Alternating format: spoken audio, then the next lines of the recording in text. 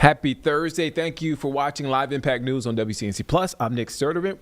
I promised you yesterday, and I will promise you again today, we are almost there. We are almost at Friday, almost at the end of the week. Thank you for spending your afternoon with us on WCNC Plus Live Impact News. Over the next 2.5 hours, live interviews, live events, live news conferences, breaking news, updating you on developing stories in real time. That's the special thing about Live Impact News. As soon as breaking news comes in, we bring it straight to you. And with development stories, we are learning this stuff and we are coming to you live in real time with this information. And so I don't want to waste any more time. We want to get to a story that we are following, developing story that we are following. And as we speak, multiple law enforcement agencies are searching for a man who shot at deputies in Catawba County. Let's get straight out to WCNC Charlotte's Miles Harris, who was live there in Newton. Miles, you've been following the story since this morning. What can you tell us? Yeah, it's been nonstop, Nick. We're just trying to kind of gather as many details as we can when it comes to this incident and situation here. So what we have been able to gather so far is we did get a chance to talk to Newton's police chief. Now, this scene happened around 1 o'clock this morning where, police out here, they were getting calls, 911 calls in regards to suspicious men walking around one of the neighborhoods out here in Newton along Davis Avenue here. Now, we're not exactly sure if that's North Davis or South Davis Avenue, but they were getting calls about suspicious men walking around backyards and in the back of homes in that area. Now, from there, it actually led to a traffic stop that involved at least 4 men inside a car. Now, from that traffic stop, we have learned that at least one of the men in that car, we don't know if that was the driver or one of the passengers, actually got out of that car, fled the scene, and then even fired shots at some of the law enforcement officers during that traffic stop or from that traffic stop while they were chasing that man out into the woods of one of the areas here, again, out in Newton. And now, back to the traffic stop situation here, we did learn that at least 2 men were arrested for possession of a firearm. They're actually considered felons when it comes to police during that incident and situation as well, because they found guns in the car of that traffic stop. Now, they apparently, from what we have also been able to gather, is that they do have the identity, law enforcement does, of the individual that fled the scene. They're still looking for that man. Now, one thing that is good there is that we've also learned that nobody was harmed during this incident here, but again, we're still working to gather as much information, as much details, Nick, as we can from this morning's scene. WCNC Charlotte's Miles Harris live there in Newton for us. Miles, thank you for that story. We will check in with Miles throughout the day as the story continues to develop. All right. Again, thank you, Miles. All right. Now, so we want to switch over to a story that we are following coming in as breaking news. Actually, it broke, or we learned more about it within the few minutes, Carlene, but before we came on air. So again, a lot of this information we're learning in real time. I want to get it right out to you. So there's a report of an active shooter on the campus of Florida State University in Tallahassee, Florida. So this is the message from the university. This is from their X account, the FSU Alert account. And it reads, an active shooter has been reported in the area of Student Union. Police are on the scene. Police are on scene or on the way. Continue to seek shelter and await further instructions. Lock and stay away from all doors and windows and be prepared to take additional protective measures. Now, that was almost 30 minutes ago when they put that initial alert out. Yes. Okay, I want to update you a little bit. About 11 minutes ago, they sent out another alert. This is an emergency message for Florida State University Tallahassee campus. Continue to shelter in place. Police have responded to an active shooter call at the Student Union. Stay alert for more information. Again, they send out those 2 posts on X, alerting people there, students there on campus, faculty there on campus. Also, that notice is for the community there. So again, you're taking a live look right now in the area of Florida State's campus. This is a traffic camera, and it looks like this Woodward Avenue. I can't see the other. Tennessee Street and Woodward Avenue. I should let you know, before we took this, the camera was turned around to more to the campus side. Yeah. You could see the Florida State little banners and stuff. Yeah. And I guess since then they've turned the camera around. On the other side, there was plenty of cop cars, whole nine, ambulance, you name it, it was over there in front of the, obviously where campus, I guess a part of campus starts. Yeah. So that's why we're seeing, it looks like traffic's being diverted to go a different way. So again, we are trying to learn more as you are. And again, I want to read the two posts from X. From the first one is about 30 minutes ago, and I keep refreshing X just to get that information in real time. So bear with me. I'm reading this post in real time. So FSU Alert, their X account posted, an active shooter has been reported in the area of the student union. Police are at the time on the way to the scene, continue to seek shelter and await further instructions. Lock and stay away from all doors and windows and be prepared to take additional protective measure. And then about 15 minutes later, they posted, and this is the last update we got. This is an emergency message for Florida State University Tallahassee campus. Continued shelter in place. Police have responded to an active shooter call at the student union. Stay alert for more information. And we just are getting more information as we speak. Bear with me for a second as I look over. All right, so I want to read what our sister station in Jacksonville sent or has posted on their website, First Coast News. So the headline reads, FSU reports active shooter near school student union. So this is what they have posted on their website right now. Florida State University issued an alert to students Thursday saying an active shooter was reported in the area of the university's student union. An FSU alert, the university's emergency notification and warning system, told students to seek shelter and await further instructions. The alert said police were on the way to the scene. Again, this is still very early. We still don't have a ton of information, but right now you're looking live at that traffic camera as law enforcement is diverting traffic, appears to be away from where the situation is. Again, the reports are this active shooter situation is at the student union there. And so I did pull up a map, and when we looked it up, we pulled up this map minutes before we got on air, just to kind of get an idea of where the student union is on Florida State's campus. And this is, again, we mentioned Woodward Avenue. This is not far from Territory Way and Academic Way. If you're familiar with Tallahassee, and Woodward Avenue, it runs right into, it looks like a major road there in Tennessee, West Tennessee Street. And so the student union, you know what student unions, and I'm looking at the map right now. There are restaurants, there's a Starbucks, Panera, Panda Express, all within that area. And that's what, when it comes to the student unions, you see those restaurants, coffee shops, and student unions. So we're talking about lunchtime. So I can only imagine that folks are there grabbing a bite to eat. All right, so at the heart of campus, student union is the heart of campus. Yeah. Again, we continue to get more information up. All right, so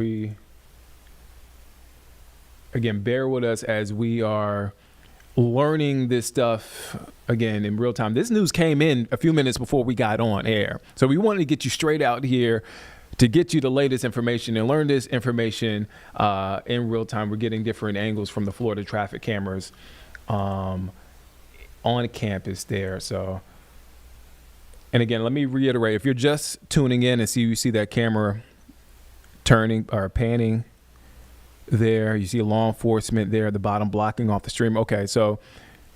Yeah, this is what I was describing earlier. Now this looks like it's going to be looking towards going into campus. Yeah. So the vantage point you're looking at is the street, Woodward Avenue, leading into campus. You see that law enforcement presence counting. I may be off, but I count about 5 law enforcement with the lights on. And now there could be other law enforcement vehicles there. And there are other law enforcement officers walking around, directing traffic. You see there's a law enforcement officer pulling in on the scene right there. Again, I counted about 6, but again, I could be off by a couple. And again, that camera continues to pan. And again, this is a live look at Florida State's campus as traffic camera pans around to show us the response there. You see that law enforcement response lined up along the street there as law enforcement diverting traffic there on Florida State's campus. Again, I want to catch you up. If you're just now tuning in, Florida State University issued an alert to students Thursday saying an active shooter was reported in the area of the university's student union. An FSU alert, the university's emergency notification and warning system, told students to seek shelter and await further instructions. The alert also said about 30 minutes ago that police were on the way to the scene. Let me refresh X, where we are getting updates from that FSU alert. Okay. 2 minutes ago, this is the latest from FSU Alert. This is an emergency message for Florida State University Tallahassee campus. Continue to shelter in place. Police have responded to an active shooter call at the student union. Stay alert for more information. So a small update there, but significant. There is still an active shooter response there on campus. They're still responding to that call. They're still asking students and folks there on campus to shelter in place, stay away from the windows and the doors in order to stay safe and stay out of harm's way. And again, this is a look at that traffic camera from Tennessee Street and Woodward Avenue. Tennessee Street, looking at the map, busy major road there. A major road there in Tallahassee. And again, that, as we mentioned, this, student union, where this call came in and this report is, as Carlene mentioned, student union is a hub of all things on the heart of campus. Yeah. So this time of day, this is around lunchtime, folks are going to be out and about, picking up something in between classes, or maybe just there hanging out. And so we don't know the extent of what happened right now. It's still unclear. We're still working to get the information. People walking around. Yeah. It seems like students and faculty and everybody's obeying the shelter in place, which is, Yeah.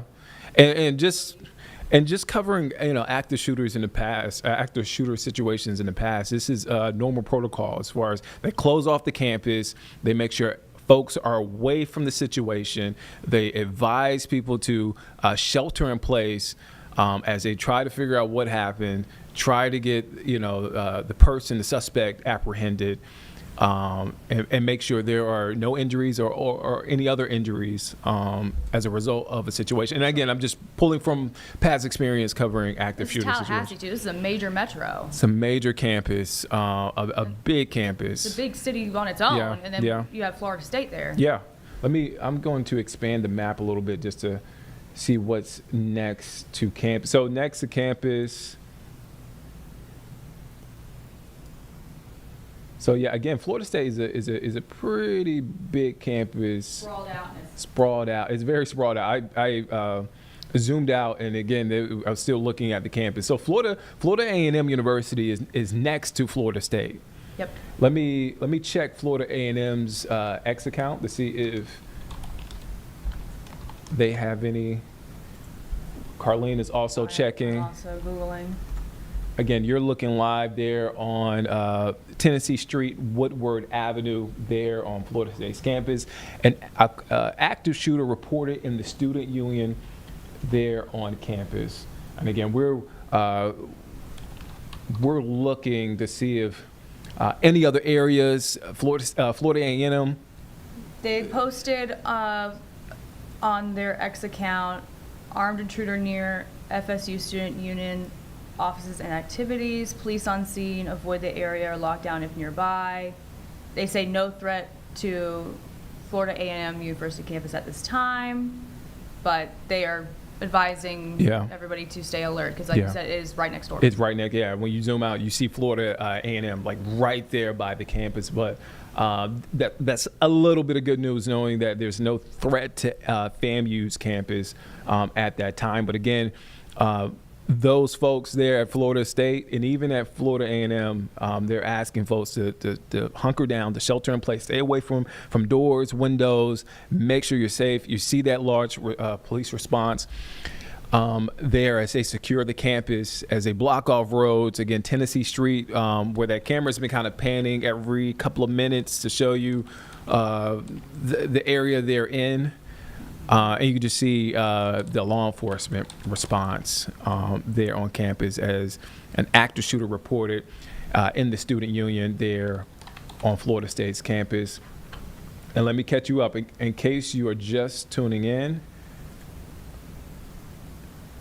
All right. So this is according to First Coast News. Now, First Coast News is our sister station in Jacksonville. I believe, Carlene, and I could be wrong, I believe they have live coverage of that on First Coast News. I will send that to you. Okay. Again, we want to make sure you get the most accurate information. We're coming from, this is Charlotte, North Carolina, so we are kind of learning in real time, trying to figure out in real time. Yep. Obviously, this is not our backyard, but this is important news to get to you. I'm sending that to you now, Carlene. Okay. And so we want to get you, if we can, to the most up-to-date, accurate information, which we are doing right now. But I do want to catch you up in case you missed it. This is from First Coast News.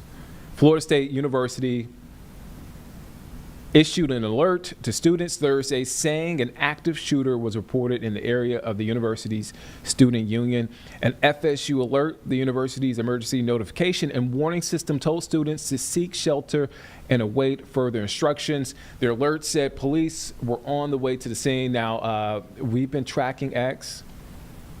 Let's see if we got another update from FSU Alert. So the latest update came about close to 10 minutes ago, and we read that to you live here on Live Impact News. It reads, "This is an emergency message for Florida State University Tallahassee campus. Continue to shelter in place. Police have responded to an active shooter call at the student union. Stay alert for more information. Persons in need of emergency assistance." Let me read further on.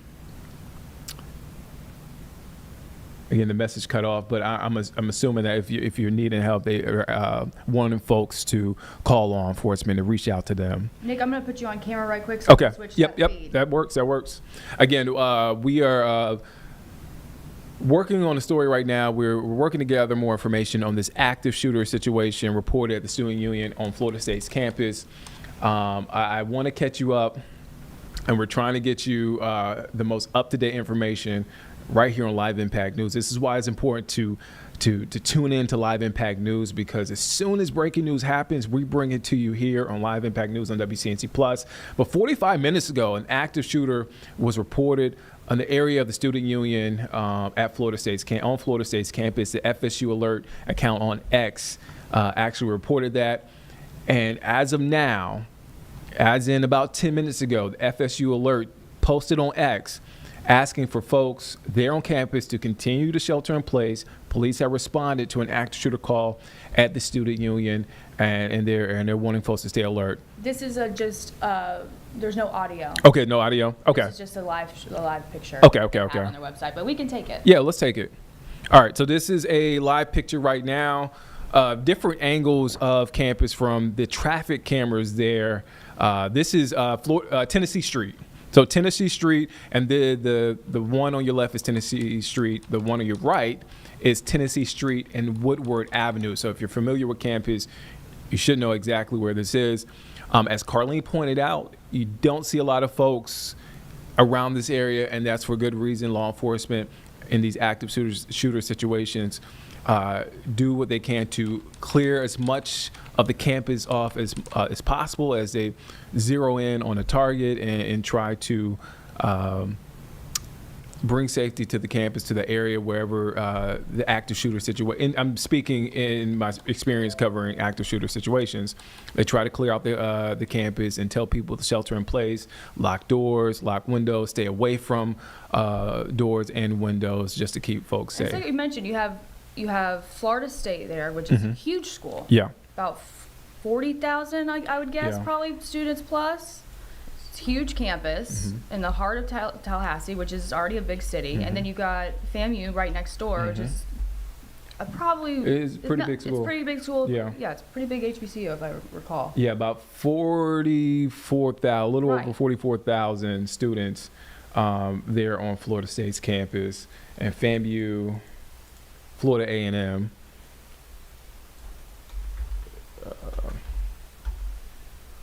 The enrollment. So yeah, we looked at it on the map. Yeah, they're right there beside each other. Enrollment. And we just want to give you perspective. So okay, Florida A&M. From what I gather and My what shot's I'm getting. frozen, so I'm gonna take you up full, Nick. Here. Okay. About 10,000 students, more than 10,000 students enrolled at FAMU. Sizable school, like I mean, Yeah, sizable schools. But and then you put both campuses right there beside each other. It's a big situation there. So as far as the amount of people in and around those campuses on the day to day, let me update X right now and refresh. All right. So again, we are following an active shooter situation at Florida State University in Tallahassee, Florida.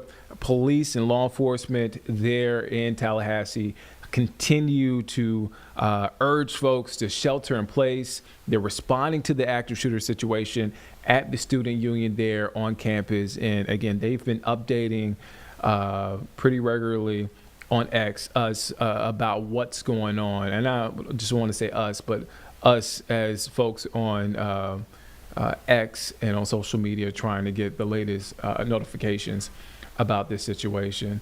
Now, let me catch you up in case you are just now tuning in, getting your day started, or your day has already started and you're just tuning in trying to get the latest news. Florida State University issued an alert to students Thursday saying an active shooter was reported in the area of the university's student union. Now, spokesperson, this is new information. A spokesperson of Tallahassee Memorial Healthcare told NBC News that 4 people have been hospitalized. Details on their injuries and conditions have not been provided. Again, we just got new information. This is from First Coast News. A spokesperson of Tallahassee Memorial Healthcare told NBC News that 4 people have been hospitalized. They're in the hospital right now. Details on their injuries and conditions have not been provided. Now, an FSU alert, the university's emergency notification and warning system, told students to seek shelter and await further instructions. And this was almost an hour ago when we got that, when we saw that message, about 50 minutes ago when we got that message from FSU Alert. Again, we are looking to get you a better updated pictures, a better view of campus right now. So that's what we're working on. That's why I'm on camera right now. We're not showing you the campus right now. We're working to get you a better look of the campus right now. Let me head to NBC News and see what we have. All right. Let me, this is what we're getting from NBC News. At least 4 people have been hospitalized after an active shooter has been reported at Florida State University's campus in Tallahassee. Now, the school sent out an alert urging students to seek shelter as a shooter was reported in the area of the student union. Now, police were, quote, on the way to the scene about 50 minutes ago. So as you saw there from our pictures that we showed you earlier, there is a large law enforcement response there. Now, according to the alert, I got you a shot. You got a shot? Okay, here's a shot. This is, I can't see the. Macomb? Okay. MACOMB. Okay. And Macomb. Okay. And Tennessee Street. Correct. Which is a big roadway there in Tallahassee there. So you see law enforcement there off in the distance, a big law enforcement response. And you see that that law enforcement in the right side looks like it's they look like they're redirecting traffic on both ends. Okay, it looks like a law enforcement vehicle on the left side too, and like a smaller, or maybe it's not. I'm sorry. We've I got thought I saw. I thought I yeah. saw lights blinking. We've got ambulances going Yeah, by. ambulances. We've got fire trucks moving. We've got plenty of blue lights. We've got, and I've been looking at traffic cameras kind Yeah. of filter through. I mean, Yeah. they've got so many things blocked off, obviously, because again, it's a huge campus. Yeah. It's a big campus. Again, we pulled it up. Sprawling, I guess, is the better word. Yeah. It's within a big city. Yeah, it's spread out, and it's next door to FAMU, Florida A&M. Let me update their X to see if their X account to see if they posted anything new. About 12 minutes ago, they did post on X, Florida A&M, which is right next to Florida State University. That and this is a FAMU alert: armed intruder near FSU student union office and activities. Police on scene. Avoid the area or lock down if nearby. No threat to FAMU campus at this time. We'll update as information is received. Again, we are still filtering through traffic cameras, live pictures that we can bring you, information as it comes in. And we did get an update a few minutes ago from NBC News. And I want to read this. Okay, this is from a couple of minutes ago. I want to read this from NBC News. Tallahassee Memorial Healthcare actively receiving patients from shooting. The staff at Tennessee Memorial Healthcare is, quote, receiving and caring for patients from the reported shooting at the university, as said in a statement this afternoon. At this time, and let me quote them, quote, at this time, details are still unfolding, and we do not yet have specific information to share.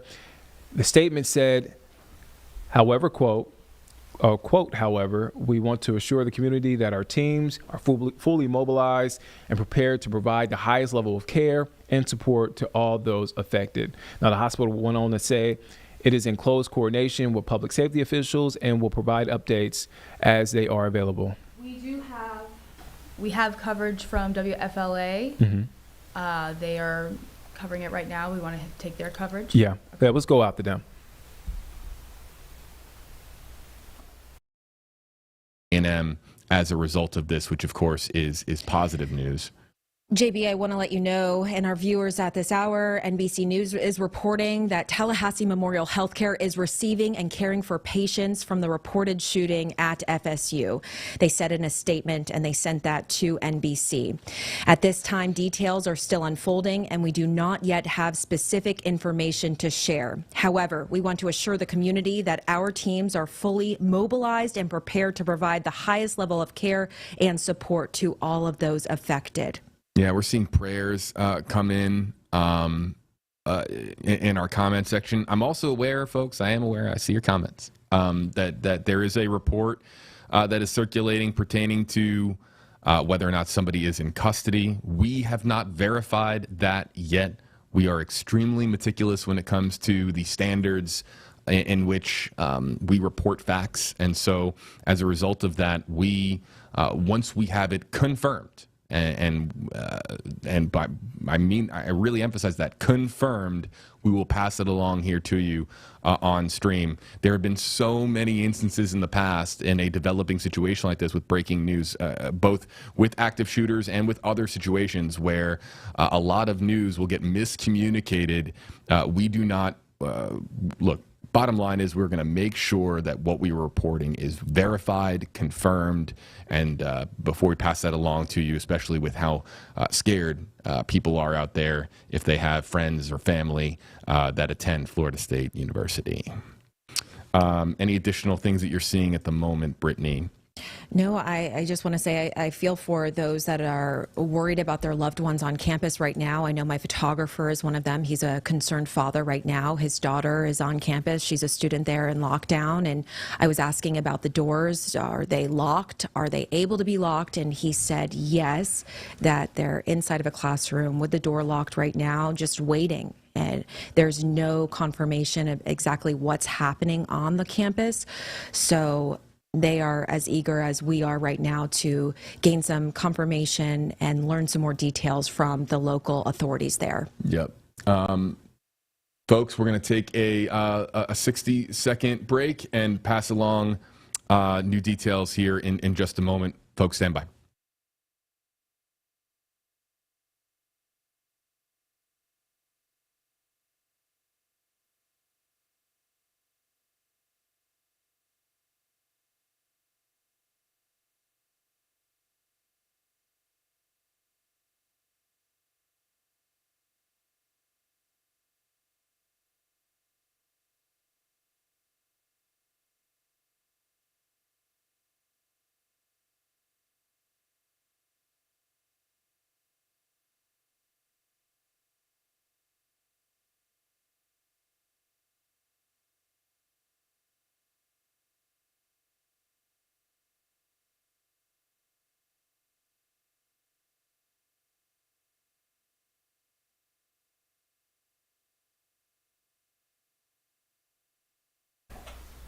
You're watching Live Impact News on WCNC Plus. I'm Nick Sertivant. You were watching team coverage there from WFLA there in Florida. They were talking us through sort of what's going on campus right now at Florida State University. So right now we're covering and we are working to learn more information about an active shooter situation reported at Florida State University. Multiple patients hospitalized. That's according to NBC News. So let me catch you up on what we have so far. Let me mute my computer. Sorry about that, folks. So let me catch you up about the active shooter situation at Florida State University. This is according to NBC News. Multiple patients have been hospitalized after an active shooter was reported at Florida State University's campus in Tallahassee. The school sent an alert urging students to seek shelter as a shooter was reported in the area of the student union. Police were on the way to the scene when we first read their posts about an hour ago, and they're advising folks to lock their doors, stay away from windows, lock their windows as well, and be prepared to take additional protective measures. Now, we got this in. This is about close to 10 minutes ago from NBC News. This is from Tallahassee Memorial Healthcare, the hospital there. They said the staff at Tallahassee Memorial Healthcare is, quote, receiving and caring for patients. Back here with you in the Stream Center, folks. From the reported shooting at the university. So FLA is back in their coverage. We want to send it back to them right coming now. Hours. Brittany Muller, JB Buno here with you in the Stream Center in Tampa, Florida. Once again, 4 hospitalizations at Florida State University, or Florida, let's just say in Tallahassee, have been confirmed after an active shooter alert went out via FSU alert. Brittany, what's the latest that you're seeing? Well, in a Facebook post from Tallahassee Memorial Healthcare, they say the hospital is actively receiving and caring for patients related to an incident that has occurred at Florida State University. At this time, details are still unfolding, and we do not yet have specific information to share. However, we want to assure the community that our teams are fully mobilized and prepared to provide the highest level of care and support to all of those affected. We remain in close coordination with emergency responders and public safety officials out of respect for patient privacy and to ensure accurate information. We will provide updates as soon as they become available. We ask for your patience and compassion during this difficult time. And JB, so this hospital is now saying multiple patients. No longer 4, they're saying multiple. Okay, so let's change that here. And again, this is exactly what I'm talking about when it comes to how rapidly some of this information gets shared, and the game of telephone in a breaking news situation like this things can fall apart really quickly when it comes to that, that breakdown in communication. So we're going to change that to multiple hospitalizations of Florida State after active shooter alert. And I do see that there are various reports on social media, folks. We are, of course, working the phones. We are making sure that all of the information that we pass along here on this stream is accurate for the reason that just happened a moment ago. It was 4 hospitalizations from NBC News, and then all of a sudden now it's multiple hospitalizations from NBC News. With a rapidly evolving situation, we want to make sure that what we have for you is completely accurate, and that's why we attributed that report to NBC News. If it's coming from WFLA News Channel 8, we want to make sure that it is 100% verified. Joining us now on Zoom, in fact, it'll just take me a moment here to route in Zoom. Stand by here. Mackenzie Laporte, she is, of course, our Tallahassee Bureau reporter. Let's bring in Mackenzie and just make sure that we have Mackenzie framed up and centered here and good to go, and we do. Mackenzie, it's good to have you with us, even though we wish it was under better circumstances. Let's start with where you are and what you are hearing and seeing all around you at the moment.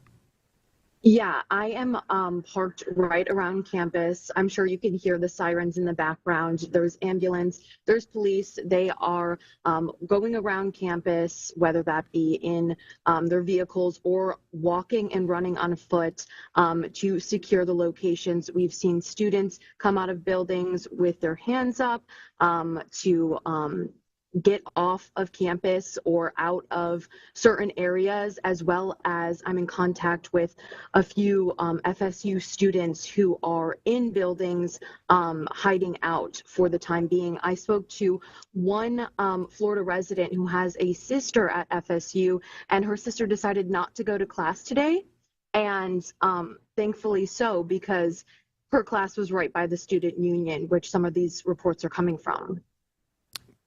So just to help us, where exactly are you right now, Mackenzie?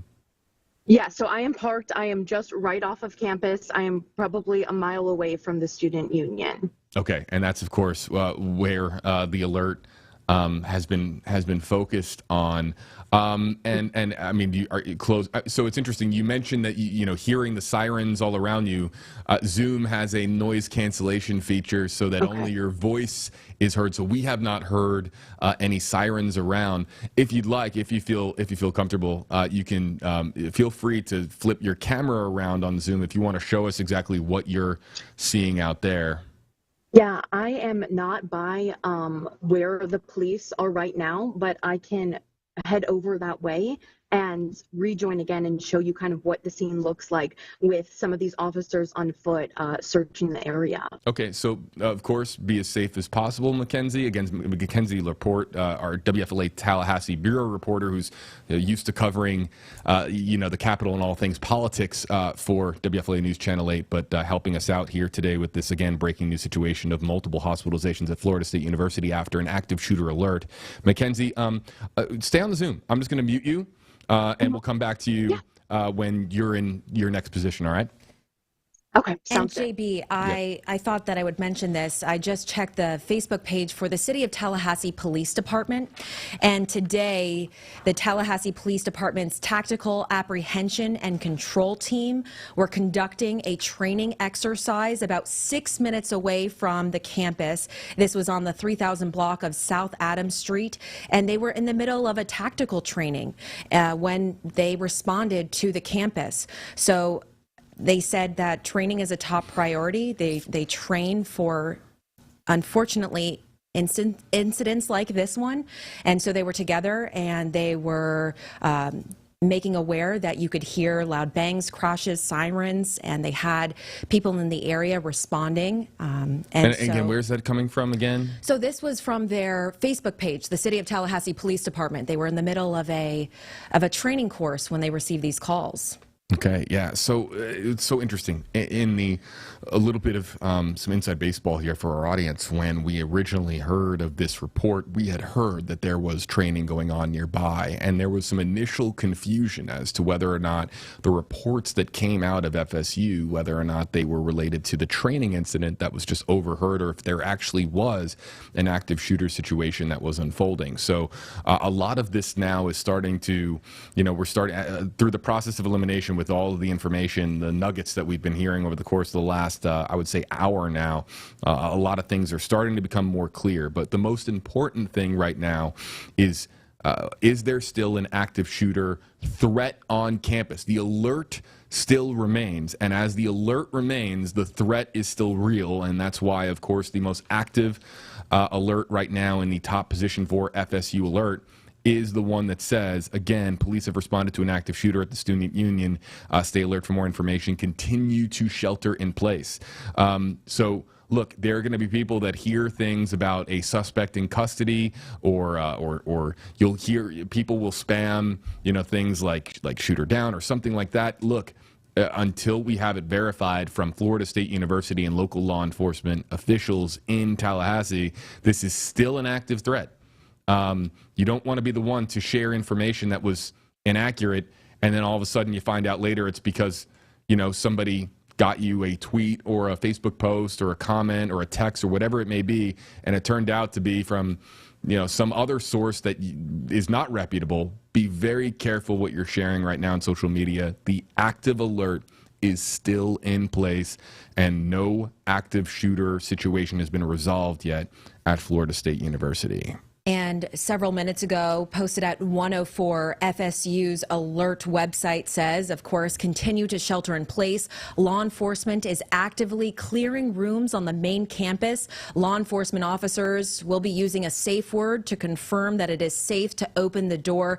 They are asking for the school community to continue to shelter in place until law enforcement contacts them directly. Yeah, and that safe word being shared here on FSU Alert. So there is a system in place right now to verify that it is local law enforcement trying to clear out the, but again, speaks to, again, look, it's part of my job here in the Stream Center to monitor your comments, and just to prove that I'm live here for you right now. The most recent comments on YouTube comes from, let's see here, Hex CD4, Bubbles, William, Grey Goose. On of course on YouTube you're going to get more interesting usernames. On our Facebook Live, it's from Mary, Stacy, Kay, Kelsey. We are live right now across all platforms, including social media. I'm reading your comments. There's a lot of unattributed information flying around, even in our comment section. We can't really control that in a developing news situation like this. Please be careful as to what you share out on social. And again, we'll point you in the right direction when it comes to verified information that's been verified by our hardworking journalists here in the WFLA News Center. JB, I'm sitting right here with you, and I'm monitoring all of these official Facebook pages. And right now, minutes ago, Attorney General James Uthmeier just posted on Twitter, X, "My office is responding to the active shooter situation on FSU's campus, and we will provide updates as they become available." So we know state leaders are now on the ground, involved with the incident that is unfolding right now on the Florida State University campus. Yeah, and look, all of these, I've seen so many comments on social media pointing to one news organization in particular and saying that X news organization is reporting this. I'm telling you, it's not true. This is the challenge of reporting on live streams and just with social media ever present in general. Even if somebody says X news organization is reporting Y, if you go to that news organization's website or if you go to any of their channels and it's not there, I mean, look, be very careful what you believe in our own comment section, elsewhere on social media. It's about navigating through all those clouds and just trying to find the actual, real, factual information to pass along to you. That is hard. It's hard in today's generation, but we're going to make sure that we are staying true to our mission and providing only factual information on this live stream.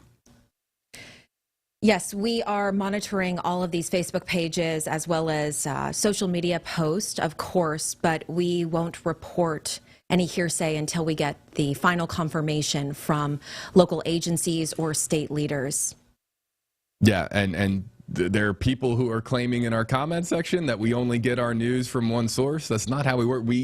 With us being journalists here in Florida, as I noted earlier, we all know people. We have a tremendous amount of contacts rather, at Florida State University. We are working the phones. We're not relying on one source of information. It's not how this works, folks. I see some of the comments, or it was actually just one comment. Look, let me show you everybody really quickly here in the Stream Center. Our newsroom is located that way. It is just filled with people right now working the phones and getting the latest information for you. We're not waiting for information to come in from one particular source. That's how this works, folks. We are trying to get credible information on the ground and from reputable sources of information at Florida State University. Let's check in now. I see Mackenzie has relocated. Mackenzie, where are you, and what you got? I'm going to flip the camera around and just kind of show you guys what campus looks like right now. As you can see, there are police cars, patrol. Mackenzie, your camera is kind of sideways. Do you have can you? Yeah, maybe that might be a little better. And I'm going to take you full screen here. Yeah. So currently on campus right now, we have police cars and everything. You could also, you guys probably cannot hear, but I am hearing helicopters patrolling campus, and we have some of our officers on foot going around FSU to make sure everything's secure. But this is kind of one of the areas on campus. normally campus is very lively at this time with students going from class to class, but right now with things on lockdown, there are no students around me at this moment. We are just surrounded by officers at the moment. Mackenzie, I have to ask, I'm sure this is a multi-agency effort here. Who are the agencies that you're seeing on the ground in front of you? Yes, we see FDLE, and then we also see Florida State University police officers. Right over here in these gray vehicles is the Patrol, Protect, and Preserve State Law Enforcement, FWC. All right, so really quickly, Mackenzie, continue to show us around and feel free to flip your camera back around. We're just going to follow your shot on the left side of the screen there. In the last several minutes, Governor Ron DeSantis putting out a post on X saying, "Our prayers are with our FSU family and state law enforcement is actively responding." We also have this from FBI Jacksonville. FBI Jacksonville and the Tallahassee Resident Agency are on the scene at Florida State University and assisting our local law enforcement partners. So very, very clearly what we have here is a local, state, federal response. It appears to be, Brittany, all hands on deck when it comes to dealing with the active shooter situation right now at Florida State University. Unfortunately, JB, we know that these agencies prepare for worst case scenario, and this is what they're responding to right now. They know how to deal with this. They're on scene right now. They're investigating. They're making sure that those, that community, students, professors, everyone that's associated right now can be evacuated safely, and we're waiting for official word. We're waiting to hear something from those leaders right now as to what is unfolding on campus. Yeah, hey Mackenzie, I know that Zoom has like noise canceling so that it's only picking up your voice. What are you hearing from your current position? Where I'm at on campus, it is dead silent at the moment. The only thing you can hear right now are the helicopters up in the air circulating and looking over FSU's campus. Every few minutes, you can hear ambulance sirens and police sirens in the background. I'm starting to hear faint noises now of those very sirens, but nothing right in this direct area where I am on campus. It's a little bit more distant at the moment. Roger that. And what are you pointing at there off in the distance? It's kind of hard. Yeah. What are we looking at? This is the Dorman Hall at FSU. And right here we have just FSU, Florida State University police cars lined up, FDLE.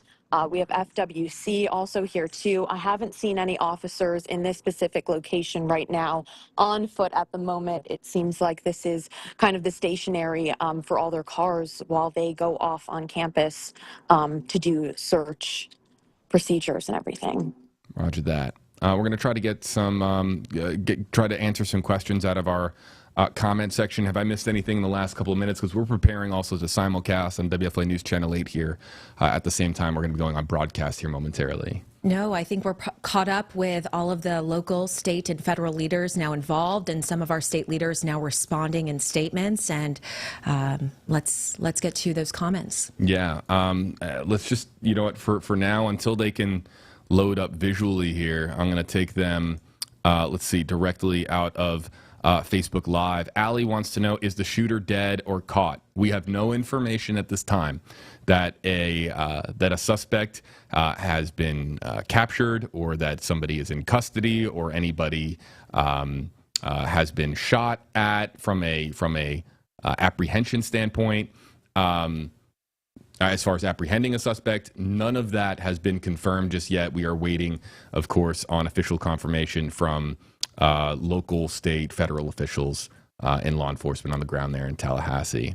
Tons of prayers coming in our comment section. I'm seeing the prayer emoji quite a bit here as well. And look, I'm just going to pass this along as well. There's a good amount of anger and frustration in our comment section as well. People that are just kind of sickened by this. You're watching Live Impact News on WCNC Plus. I'm Nick Sertivant. Right now, we are following breaking news out of Tallahassee, Florida. This is a live look near Florida State's campus there.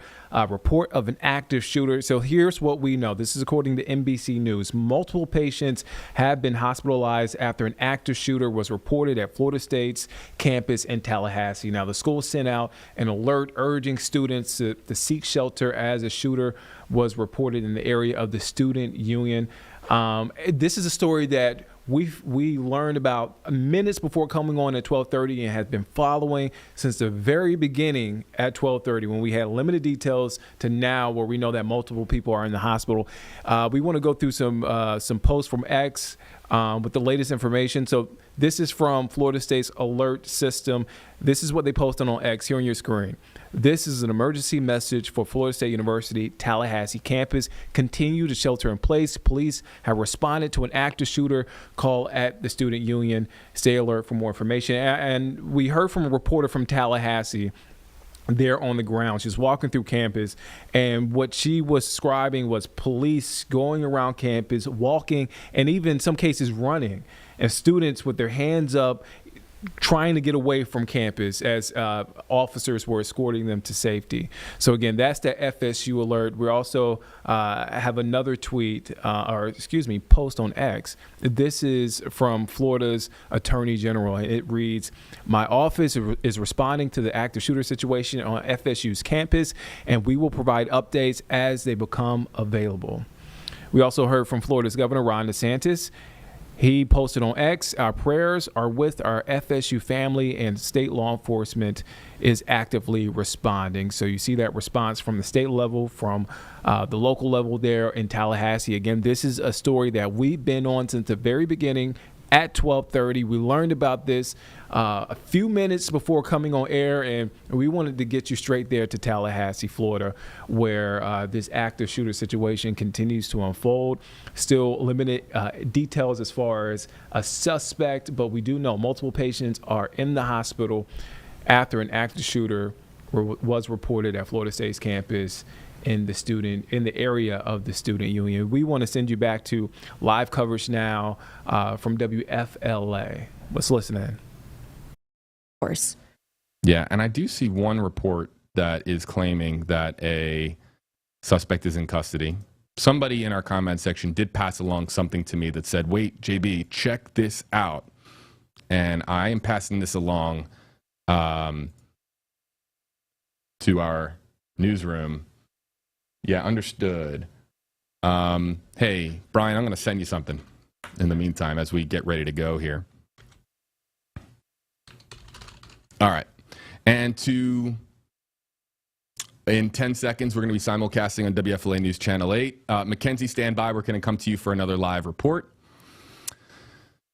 And again, we'll be simulcasting on all platforms. All right, hello, everybody. Welcome into the Stream Center for a developing story. Yes, okay, there we go.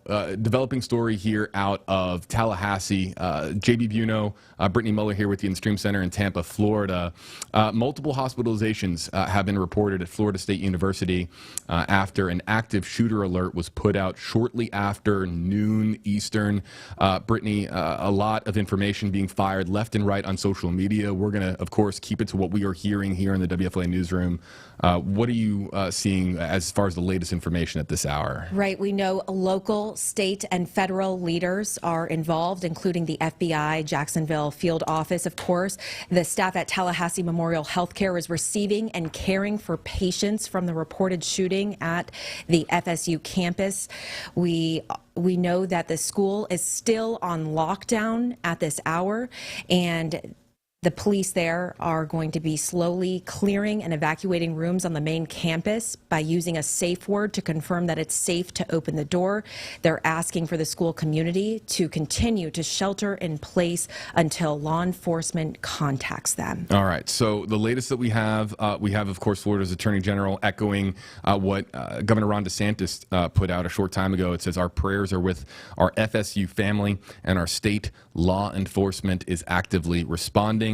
And then additionally from FBI Jacksonville, interestingly enough, it's FBI Jacksonville putting this out, but it says, FBI Jacksonville and the Tallahassee resident agency are on the scene at Florida State University and assisting our local law enforcement partners. The very latest coming from FSU Alert is to continue to shelter in place. I think it's our responsibility to remind our audience that it's so easy now to fabricate misinformation on social media. And if you're logging into social media trying to get the very latest about what's happening at FSU, you might find just landmines left and right, everywhere you look, pertaining to this developing story. Please be careful as to what you, not only what you read, but more importantly, what you share, because that's exactly how misinformation can become so widespread. FSU Alert is a system that has been put into place by Florida State University specifically for days like today when we have a particular threat on campus. And so the very latest that they have, we're getting to the point now where we probably are expecting an update here soon, because they've been putting out updates every 15 to 20 minutes or so in the last hour plus, but continue to shelter in place is the latest thing that we have at 1:04 p.m. Eastern time. Of course, that's now about 20 to 21 minutes old. We also have our WFLA Tallahassee Bureau correspondent, Mackenzie Laporte. She's there with us on the ground. She's been joining us on Zoom, showing us the sights and sounds around campus. When I see her picture come back up, I'll share that here with you. Actually, I see that Mackenzie is there with us. Mackenzie, what's the latest that you are seeing and hearing there on the ground outside of FSU? Yeah, I moved to another location on campus, and it is still very vacant. There are no students out walking around. Every so often you'll see some, leaving campus and exiting, but it seems like campus is pretty much a dead zone with either students already have evacuated or some who are still inside sheltering in buildings. Mackenzie, you've been, how easy is it to, as far as your position right now, first and foremost, please be safe out there. But what have you seen from a student perspective, from your vantage point, as far as activity? Both, look, as far as cars, people walking around, are people walking away from campus? What's the latest that you're seeing from your vantage point? Yeah, so the student union is kind of the heart of this story right at the moment. So most students and cars are exiting and leaving campus, moving away from the student union. When you drive past the dorms or these student apartment buildings, everyone is on the phone and calling their families to let them know that they're safe back home at their apartments. Every student that you see who is leaving campus and exiting is on the cell phone, whether that's getting updates or letting their families know that they're safe. Every so often you see students walking around here, but majority of the routes on campus are dead ends. They are blocked by sheriffs and police, making sure that everyone is not going closer to the student union at the moment. We're on the air right now on WFLA News Channel 8, of course, your NBC station right here in Tampa, Florida. I think we're going to be wrapping up our television coverage here shortly. This is just a brief update on TV to let everybody know what the latest is from Florida State University. Our coverage continues right now on WFLA.com, as well as the WFLA Facebook and YouTube page. Again, though, if you join us on Facebook or YouTube, we caution, please be responsible when it comes to sharing information. If you see information that comes from a credible source, please be sure to attribute appropriately. But of course, do not believe everything that you see in our comment section with a situation that is developing as rapidly as the one that we have. So we're going to continue to actually stay on WFLA News Channel 8. And Brittany, you have some information to pass along here to our audience, I believe. Yes, Florida State University was the site of a shooting in 2014. That's according to NBC News. Tragically, today's incident isn't the first time. In November 2014, a gunman who was an alumni of the university shot an employee and 2 students at the library. That shooter was fatally shot by responding officers. Again, that incident happened in 2014. We're still waiting for information as to what's unfolding right now on university campus. All right. So we do know that there is a lot of various news organizations reporting various things, and I have seen at least one news organization make reports when it comes to the status of the suspect. We have not been able to confirm any of that information. I think it's pretty telling that no other news organization right now is going with that information. A reminder to our audience how quickly misinformation can spread in a situation like this. I know I sound like a broken record here, but when I look at our comment section, Brittany, and I see just how much misinformation is getting shared, it's alarming. But a lot of that, I believe, look, there are a lot of folks out there right now that are really scared, especially if you have kids who go to FSU. If you have your son or daughter, go to FSU, or if you're maybe your husband or wife or someone that you love works there as faculty at FSU. There's a lot of fear out there right now. We understand that, and we're going to do our very best to provide you, of course, with confirmed information. And the information that is circulating right now that we have seen is not verified. In fact, we have made calls, and look, bottom line is right now the FSU alert stands pat that right now it is a continue to shelter in place at Florida State University as they continue to clear rooms and make sure that it's safe to release the active threat and say all clear, which we hope happens soon. Exactly. And of course, we're monitoring that online. We know that local, states, and federal officials are on scene, FDLE, FHP, the FBI. We also know that Attorney General James Uthmeyer's office is also on scene. Uthmeyer was supposed to have a news conference in Jacksonville this afternoon, but that was canceled in light of what's happening at FSU right now. The Governor Ron DeSantis is also posting on X, extending his prayers right now in light of everything that's going on. And I know that the community is worried right now. We have our colleagues who have students on campus right now. We're also trying to connect with a student at campus who heard gunshots. And so we're trying to get him to join us on WFLA Stream Center right now, JB. Yeah, we're going to try to get him on as well. And I believe that we have some contributions that are coming in from people, and we've encouraged, if you're going to use Report It, to do so from only the absolute safest of scenarios. But yes, we have Report It on WFLA.com open for people who want to share anything our way, whether it's a piece of information or if it's videos or photos. Just go to WFLA.com/Report It. We will be bringing in some more contributors here to the live stream as soon as we do, as soon as we have them. But in the meantime, let's check in with Mackenzie. Mackenzie, where are you, and what are we looking at here from your Zoom vantage point? Yeah, so we are still on campus. I just pulled off to the side to park, and you see some students gathered over here on the grass, very close to these police cars and everything. And I did check in with a few that were walking by, and they said that they were okay. But we are still hearing those helicopters circulating campus as well. And this is the scene at the moment. We're seeing some students gathering outside of class halls and everything. Mackenzie, while we have you, I know that you're also paying attention to any incoming texts, any incoming information. Have you seen anything since you've been on this particular live stream with us? All I've known so far, still to be true, is that the FSU alert is still ongoing.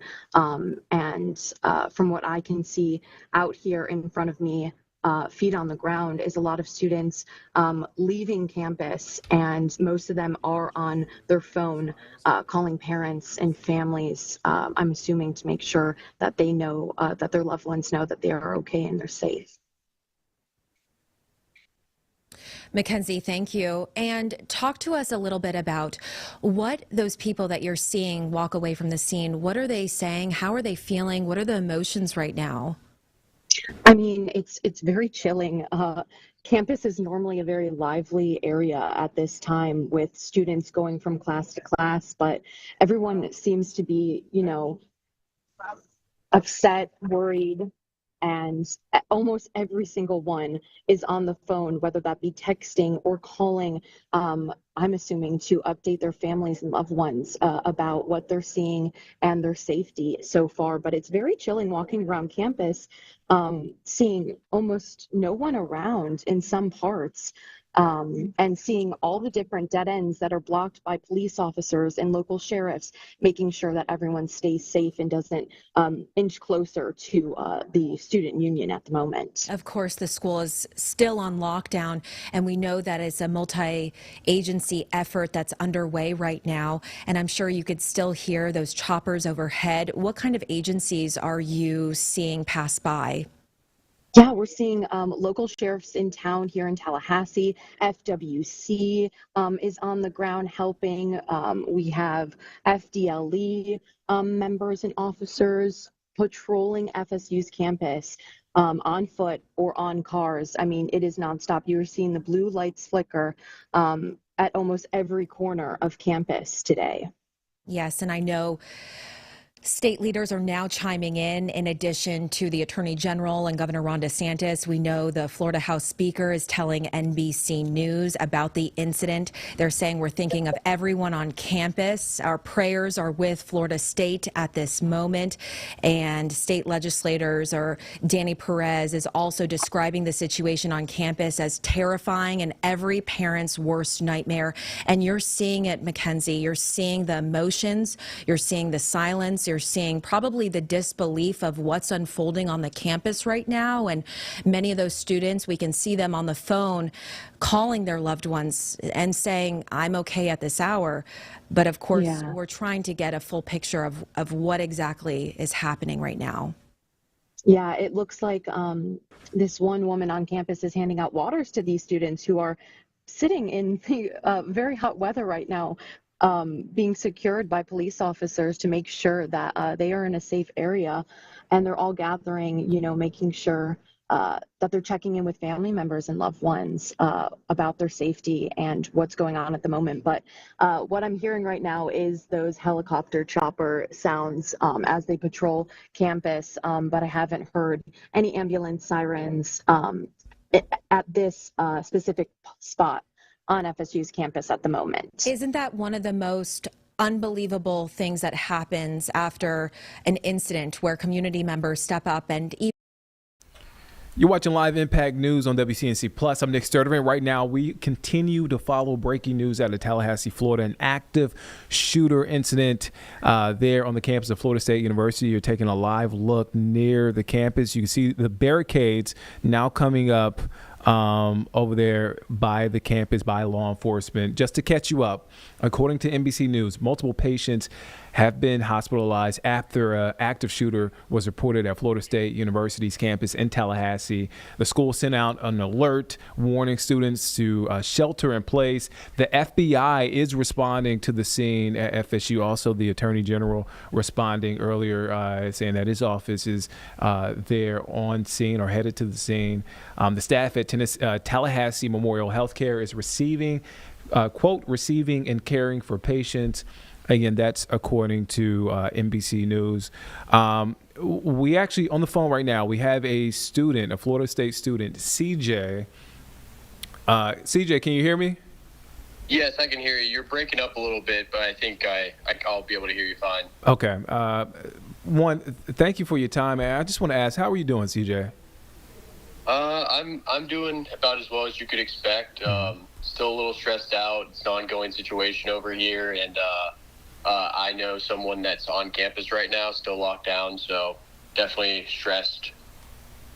And where were you when you heard the news about this active shooter situation?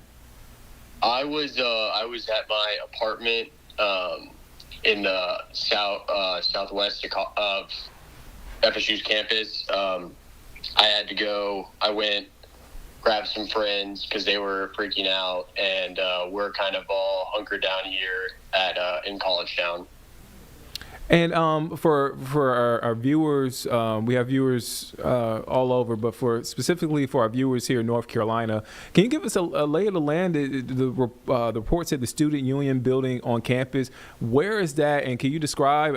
I'm guessing that that's a pretty active area, a hub on campus there. Yeah, so the student union is in the northern part of campus. It backs up to a main street, Tennessee Street, and then campus kind of sprawls out in front of it. It's kind of in the center of campus, right near the back, and right now they've got it all locked down. I want to ask.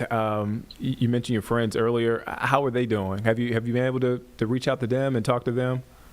We've been able to talk to them. They're hunkered down in a building right now with police. They haven't been allowed to leave yet, though, and so I'm assuming they don't know for sure if it's safe to come out.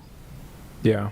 On a obviously this is an active shooter situation. Can you describe campus on a regular day? I mean, obviously right now it's shut down, but what is campus like this time of day?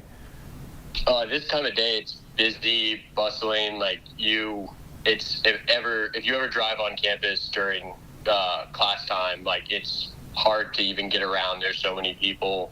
I don't think there's very few places on campus where you wouldn't be able to see another person if you were there. CJ Van Voorhees on the phone with us, a Florida State law student. CJ, thank you for your time, man. Thank you. You're very welcome. All right. Yeah, that was CJ Van Voorhees, FSU law student, describing what his friends are going through, what he's going through. You can only imagine it's a difficult situation to wrap your arms around if you're there on campus. A scary situation. Students and folks there are sheltered in place. You see the barriers up there along the street leading into campus, Florida State's campus. Again, we continue to follow this breaking news on Florida State's campus, an active shooter situation. Just wanted to catch you up, wanted to reset. This is live impact news on WCNC Plus. Multiple patients have been hospitalized after an active shooter was reported at Florida State University's campus in Tallahassee. The school sent an alert urging students to seek shelter as a shooter was reported in the area of the student union. The FBI is responding to the scene at FSU. I just want to go through what NBC has. So just in about as we were doing that interview, we got some information from the Florida Speaker of the House, Representative Danny Perez. State legislators are seeking more information about the active shooter situation at FSU. I'm reading this from NBC News. And so Florida Speaker of the House, that was according to Florida Speaker of the House, Representative Danny Perez. He said that state legislators are seeking more information about this active shooter. He said, quote, "But we are thinking of everyone on campus.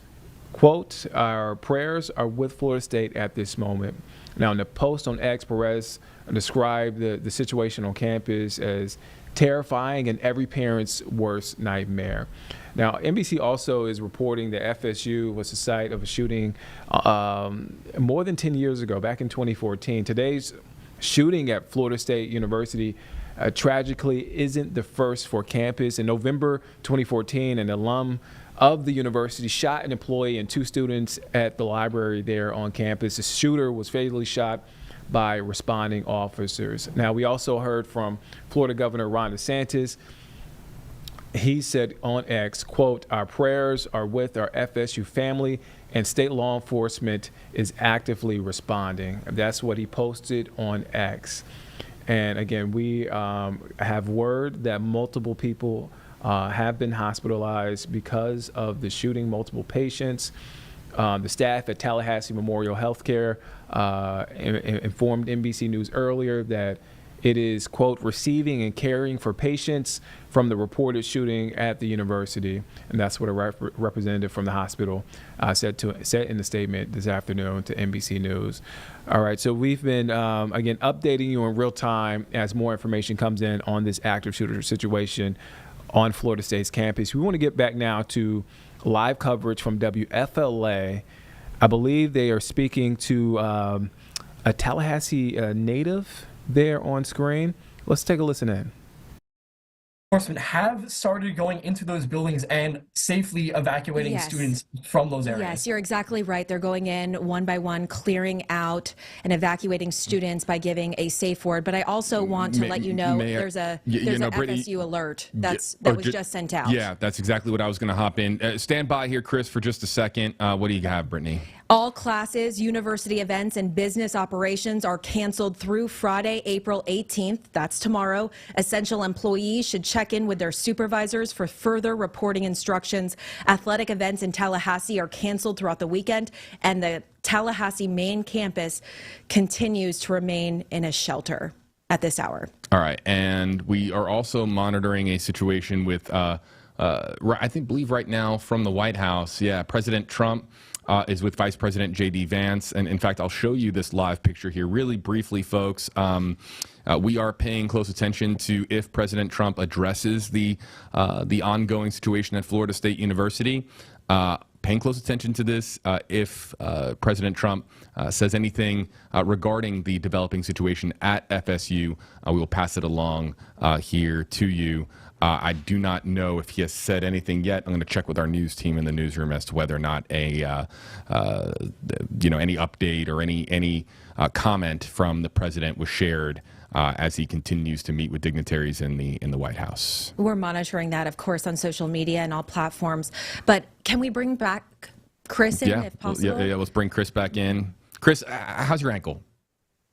I mean, it's okay right now, but I will say it's kind of hard to walk. I've been kind of having to kind of hop on my right leg, like really around my apartment. It's kind of rough, but I'm just gonna what I've been doing before this call, I've been just propping it up on my bed, just kind of icing it down, just kind of letting it heal naturally, but kind of the same thing in my other leg, which is. So I want to start from the beginning for those who have just joined us, because we just had a new crop of folks joining us on Facebook Live and YouTube Live.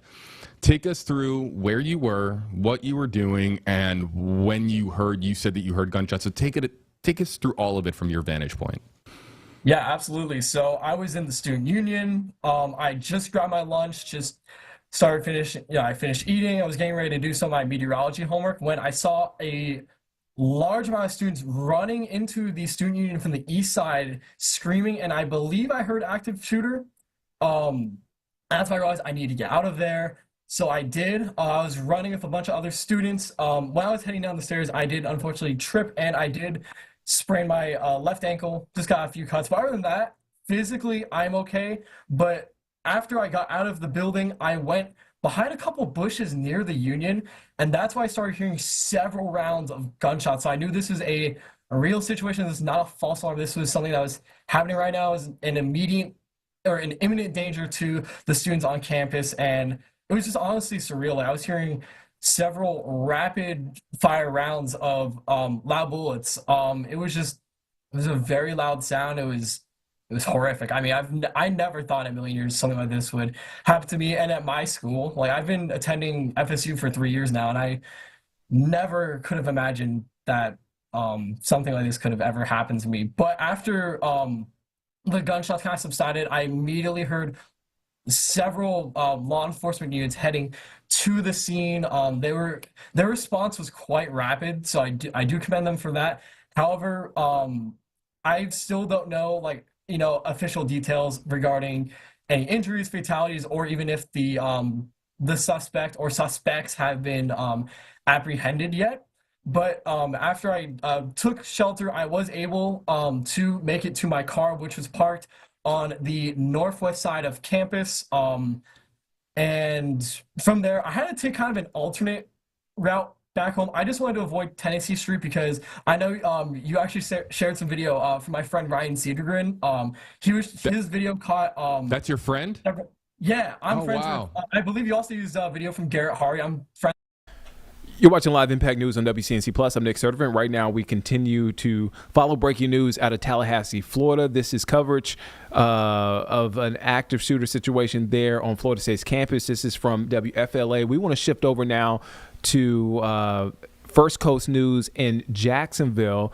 Let's listen in to their coverage. Then we did from Kyla. She has had this training in high school. Unfortunately, This has been going on for years, and they knew what to do. We have then had it confirmed through ABC's multiple sources that one suspect, as you see on the screen, is in custody. Obviously, the scene is not finished, and so that's the point that makes everybody nervous. If the suspect is refusing to talk, I'm sure they're asking him, is there anybody else involved with you, and he won't say. What kind of police methods are being used to find out whether he's with another person who's got a gun? Well, that's what I meant by if he's not cooperating, that's not going to stop them from searching. The search will continue. They'll continue to scour the area. They'll continue to pull students out, as you said, with their hands up. They'll continue to do the thing, and they'll determine whether or not if there's another suspect, whether he talks or not. All right, let's go back to Kyla. Kyla, you are still in kind of a classroom area. Is that right? Ma'am. Okay, Yes, and I'm just getting a notice from my producer. Let me listen to that for one moment. Tallahassee Memorial, which I believe has a trauma unit, has confirmed that they have received 6 patients, 1 in critical condition, and the rest of them are in serious condition. So again, Tallahassee Memorial, which has a trauma unit, has now confirmed they have received 1 person, and we don't know if it's a student or not. Did they say student, Mike, our producer? Or did they say people? 6 patients, okay. It's 5 in serious condition and 1 in critical condition. So before we had been told that 4 people had been shot by either 1 or more gunmen, but now we know it's 6, and they are at Tallahassee Memorial with the trauma center. So Kyla, I'm glad you're safe. I know your family is incredibly relieved that you're safe there, but tell us what's going on now. Are police saying anything to you? Do you still see about 10 of them in the hallway there, police officers? They have moved us back into classrooms, but they haven't done anything. And so when they move you back in the classroom, what do they say? Just to get out the hallway. Okay, for those of us who've not been on FSU's campus, help us understand the student union. Where is that on campus compared to, say, the football stadium or something that's familiar to everybody? So the football stadium is about a 35-minute walk, but our football stadium isn't really at the center of campus. Our center of campus is what is called Lannis. So that is about a 5 to 10 minute walk from the student union. But the student union is one of the busiest buildings because there's food, study spots, stuff like that in there. And that's where the shooting started. So the building that you went to first, or that you were already in, you said was like an anthropology area. You were in English class, right? Can you understand or see why law enforcement moved you to this second building? Does that make sense to you? Not really, because it's closer to the union. Like, I would expect us to move us further. Okay. But I don't know. So let me ask our crime and safety expert, Ken Jefferson, what you just said. You may not be able to hear her. I can't hear her at all. The very first building she was in, she was then moved to a second building, which actually was closer to the scene. So can you see any logic in moving all these people to another building? Well, because I'm not there, I don't know. I don't know what the layout is. I don't know what their rhyme or reason is for that. But, you know, the students just have to cooperate, not try to figure it out. They have to cooperate. There's a reason, there's a purpose why law enforcement is doing that. And they won't disclose that. They'll just say, you need to move over here in a very direct way. And what's very, very important, vitally important in a situation like this, when you're encountering law enforcement, it's not the time to ask questions. It's time to do whatever they say. Yeah, and I'm trying to make sure she isn't speaking too loud. She's asked to be quiet on the phone. I think she's talking in a quiet voice. That's why sometimes I can't hear her, but that's the safety precaution, is to not make so much noise. This is a live picture right now from FSU, and the news, in case you just joined us, wasn't good. It was that 6 patients are now at Tallahassee Memorial. We thought it was 4. Now it's been named 6, and 1 is in critical condition. 5 are in serious condition. We don't know if that's a mix of teachers, professors, students. We were just told there are patients there. And then we were just speaking with Kyla. So let's get Kyla back to us now. And Kyla, we're having you describe a little bit more about the campus. Help us understand about the student union. We don't know if the shooting happened on the first floor or wherever it was, but are there a lot of doors to that building? Describe that building for us. That building is a really large, modern building. It's very open concept. You can see there's a mezzanine. There's very open. So no matter like where somebody would have came from, you have open access to a lot of people. And then There's not very many walls and stuff like that. Okay, and so when that alert went out at 12:02, about what time did you start seeing and hearing the sirens and the police officers rush up toward that building? We started hearing them before, but because we're in Tallahassee, it's not nothing like new, so I just thought it was something passing. Okay, but when the masses of law enforcement showed up, do you have any idea what time that was approximately? That would have been like 12:40, 12:50 maybe. Okay, and then what about your friends? Are they nearby you right now? Do they want to join us on the phone and tell us kind of how things are going for them? No, all my friends are in different buildings. We're kind of spread across campus. I'm sorry? We're kind of spread across campus. Oh, so you're not anywhere near anybody at the moment with you? No. Are you by yourself in a room? No, there's other people. Okay, I was just wondering if somebody who's nearby might want to join you on the phone and tell us a little bit about what their feelings are or their experience is. Do you have a friend next to you? I can ask. Okay, only if somebody wants to. So she's just saying that the student union is a large building with it's modern with a lot of open access.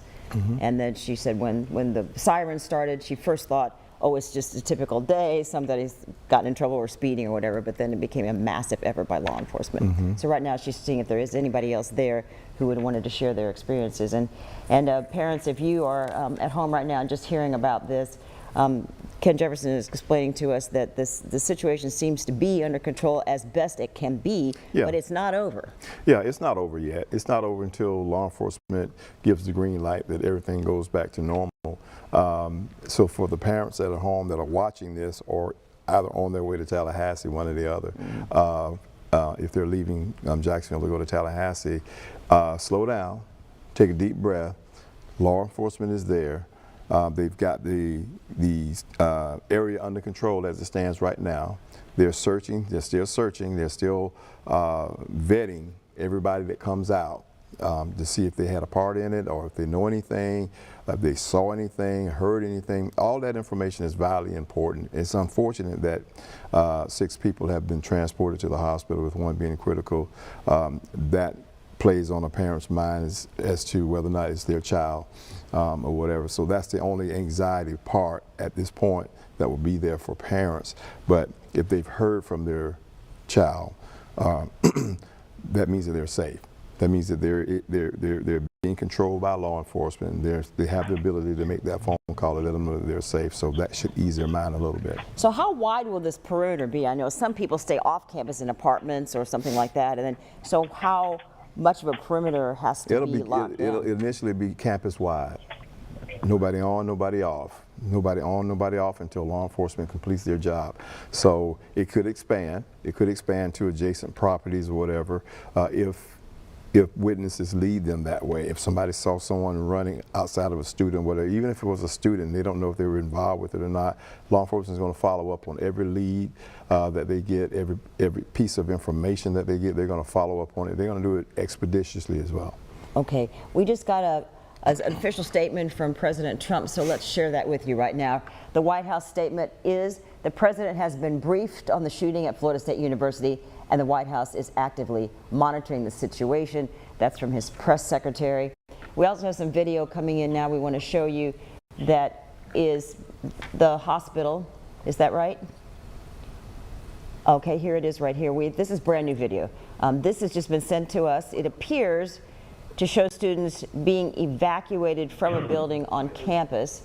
I can't tell if their hands are up in the air, but Kyla told us a couple times that if she's evacuated for the 3rd time, they did tell her to keep her hands up in the air.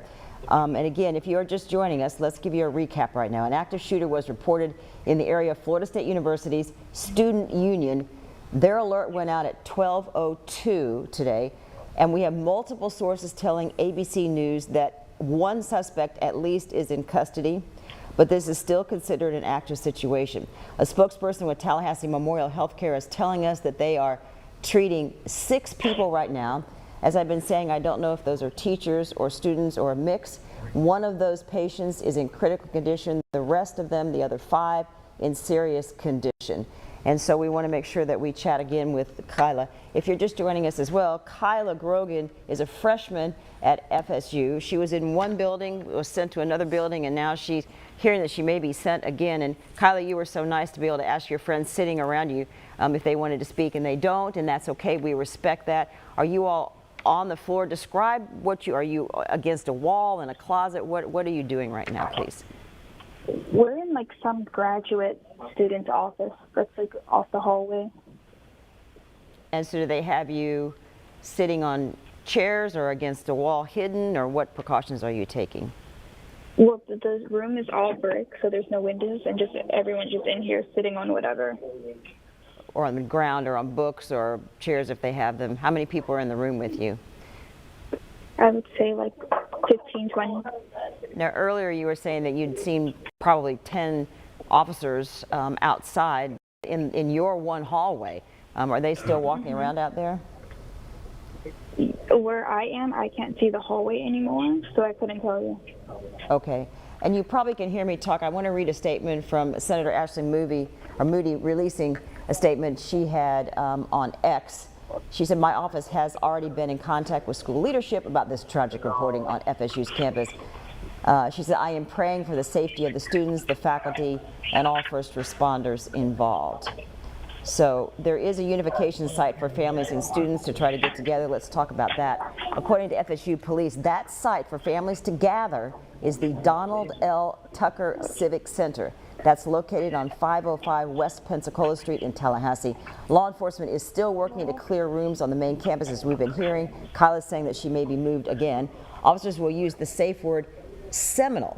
That's the safe word seminal to confirm it is safe to open the door. We have not gotten that word yet, though. People on campus are being told to continue to shelter in place until law enforcement contacts them.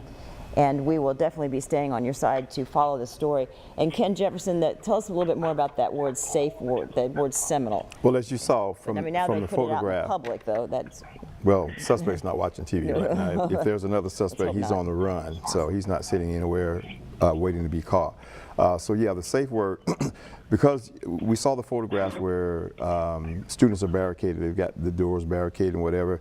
It could be a situation where a suspect tries to get in one of the rooms and he doesn't know the safe word. So if he or she doesn't say the safe word, then they're not going to open the door. So all of the students know what's going on. So that's a tool that law enforcement uses to help them reassure that the students, we are law enforcement, we're here to render you safe, to evacuate you or whatever, or tell you that everything is over, is all right, to go back to normal or whatever. So they use that safe word for all the students to have knowledge of. so when they come and knock on the door or ask who's in there, They'll say it's the police. They're going to say it. They'll say it's police. Do you know the safe word? And they'll say, yes, I know the safe word. And then they'll say the safe word. Okay, so let's go back to Kyla. Kyla, did you hear what we were talking about just now? There's a safe word now that's been publicized by police there at FSU, and that word is seminal. So apparently if you hear that word, then you know it really is the police, and you can follow that direction, and you can feel comforted that it's not somebody else trying to do harm. Have you been coached I'm pretty sure before? They sent that out in an FSU alert. So you knew that for a while then. That's good to know. Okay. And that's something that you had been told about before as part of your training, that there would be a safe word coming from the campus? No, they just sent it out in a text. Okay, can you read me that full text? Do you still have it on your phone? You're watching Live Impact News on WCNC Plus. I'm Nick Sturdivant. We continue to follow breaking news out of Tallahassee, Florida. This is a live look near Florida State's campus where there's a report of an active shooter. So we want to keep you updated on the latest in this situation. So this is what we got from AP News just moments ago. They're reporting a suspect has been taken into police custody and multiple victims were reported in a shooting at Florida State University. And this is coming from a person familiar with the situation. That's what they told the Associated Press, AP News. At least 6 people have been hospitalized, including one person in critical condition. That is from a spokesperson for Tallahassee Memorial Healthcare. That's what they told AP News. Now, earlier, I got a chance to speak with a Florida State law student about this overall situation, how he's feeling, where he was when he heard the news. So let's listen in on that interview.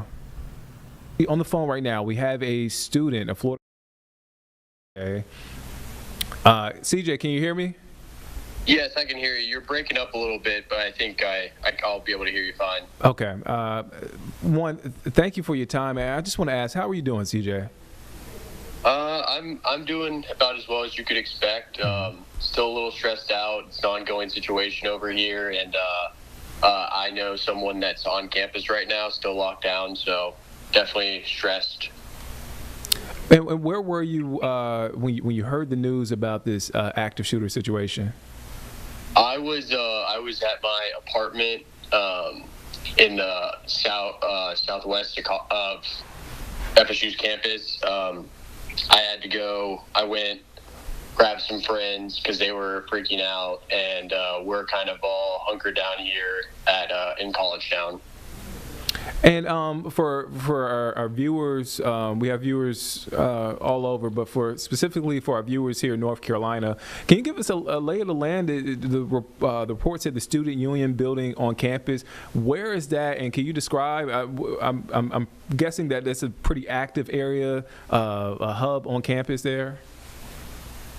Yeah. So the Student Union is in the northern part of campus. It backs up to a main street, Tennessee Street, and then campus kind of sprawls out in front of it. It's kind of in the center of campus, right near the back, and right now they've got it all locked down. I want to ask. You mentioned your friends earlier. How are they doing? Have you been able to reach out to them and talk to them? We've been able to talk to them. They're hunkered down in a building right now with police. They haven't been allowed to leave yet, though, and so I'm assuming they don't know for sure if it's safe to come out. Yeah. On a obviously this is an active shooter situation. Can you describe campus on a regular day? I mean, obviously right now it's shut down, but what is campus like this time of day? This time of day, it's busy, bustling. If you ever drive on campus during class time, it's hard to even get around. There's so many people. I don't think there's very few places on campus where you wouldn't be able to see another person if you were there. CJ Van Voorhees on the phone with us, a Florida State law student. CJ, thank you for your time, man. Thank you. You're very welcome. That was my interview earlier with CJ Van Voorhees, a Florida State law student, describing the situation from the perspective of, obviously being a student there. He says he wasn't on campus at the time, but he told us that friends were obviously shaken up. Yeah, in the student union, it's shaken up. I can't even imagine how scary this situation is, but thank you again, CJ, for joining us here on Live Impact News. I do want to update you. Now, NBC News is now reporting, and we reported this earlier, but NBC News is now reporting police say one person is in custody. Officials have one person in custody in connection to this shooting at Florida State University, and that's according to Tallahassee Police. No additional information has been provided. Now, we've heard from CJ. We also heard from other students from our live coverage from WFLA, from First Coast News, just giving us a recount of those scary moments as they found out that it was an active shooter situation there on campus. The president's been briefed. The White House did send out a statement. So the White House, president speaking just moments ago inside the Oval Office. And we also, about 30 minutes ago, heard from Florida House Speaker Daniel Perez saying, quote, "We are thinking of everyone on campus. Our prayers are with Florida State at this moment." Governor Ron DeSantis echoing those same sentiments earlier this afternoon. And so we want to send it back now to live coverage from First Coast News in Jacksonville. They're in the midst of live coverage. We want to send you there now. Let's listen in. Okay, I'm trying really hard to hear you, so please pardon my asking the same question twice. It's going to be a long time for you to walk somewhere, or 30 minutes? I'm sorry, I didn't quite understand that. I'm assuming walk, just because of how many of us there are. Okay. But I don't know. Okay, so we can't see you. You're our eyes for us. Kyla, so look around and just describe the scene. How many students you see, what they're doing, how many police officers there are. Just describe the scene for us. So, like, straight in front of us is the student union. Now they have us in lines, like 4 or 5 lines. There's probably at least 1,000 people here. And now they're slowly moving the lines. And they're doing what inside the lines? Just moving them They're somewhere. slowly moving the lines. Okay, so they've asked you to walk slowly, or just because there are some hundreds and hundreds of people out there? No, they're asking us to walk slowly, and they have us divided. Divided in groups of? There's just like, it's very like messy lines. Okay, so you're in messy lines, hundreds of you right now, across the street from the student union where the shooting happened, right? Yes. Okay, and they are asking you to walk. Are there police officers on either side of you? Yes. There's, I can see right now at least 5. We're walking to what would be like the left of the student union, so off campus. Okay, so you But I are don't now know walking further in. than that. You're walking very long lines. As far as you can see, there are people walking. These are students and teachers, I'm assuming, right? Yes. And you're slowly being escorted away from the student union building, which is across the street. Yes. And you look like you're heading toward where? I don't know, actually. I would assume they're walking us to the civic center because we're going in that general direction. Okay, stay with me for a bit, Kyla. So she's outside now. You can hear me talking about this, Ken. They must feel assured that this is safe to be outside. Yeah, if law enforcement is directing the students to a certain area, then they've rendered it safe. They've searched that area. They've vetted everybody that was in that area, if anyone was at the time, and they feel confident that it's safe for the students to be out there. Okay, and so that doesn't necessarily mean that the situation is over, but in that immediate area. It's not over until the police leave. They're going to stay there, and they're going to section it off, section by section, to render it safe and safe for you to do whatever you need to do as what you would normally do. But they will release the police, all of the law enforcement officials, once the entire campus has been rendered safe.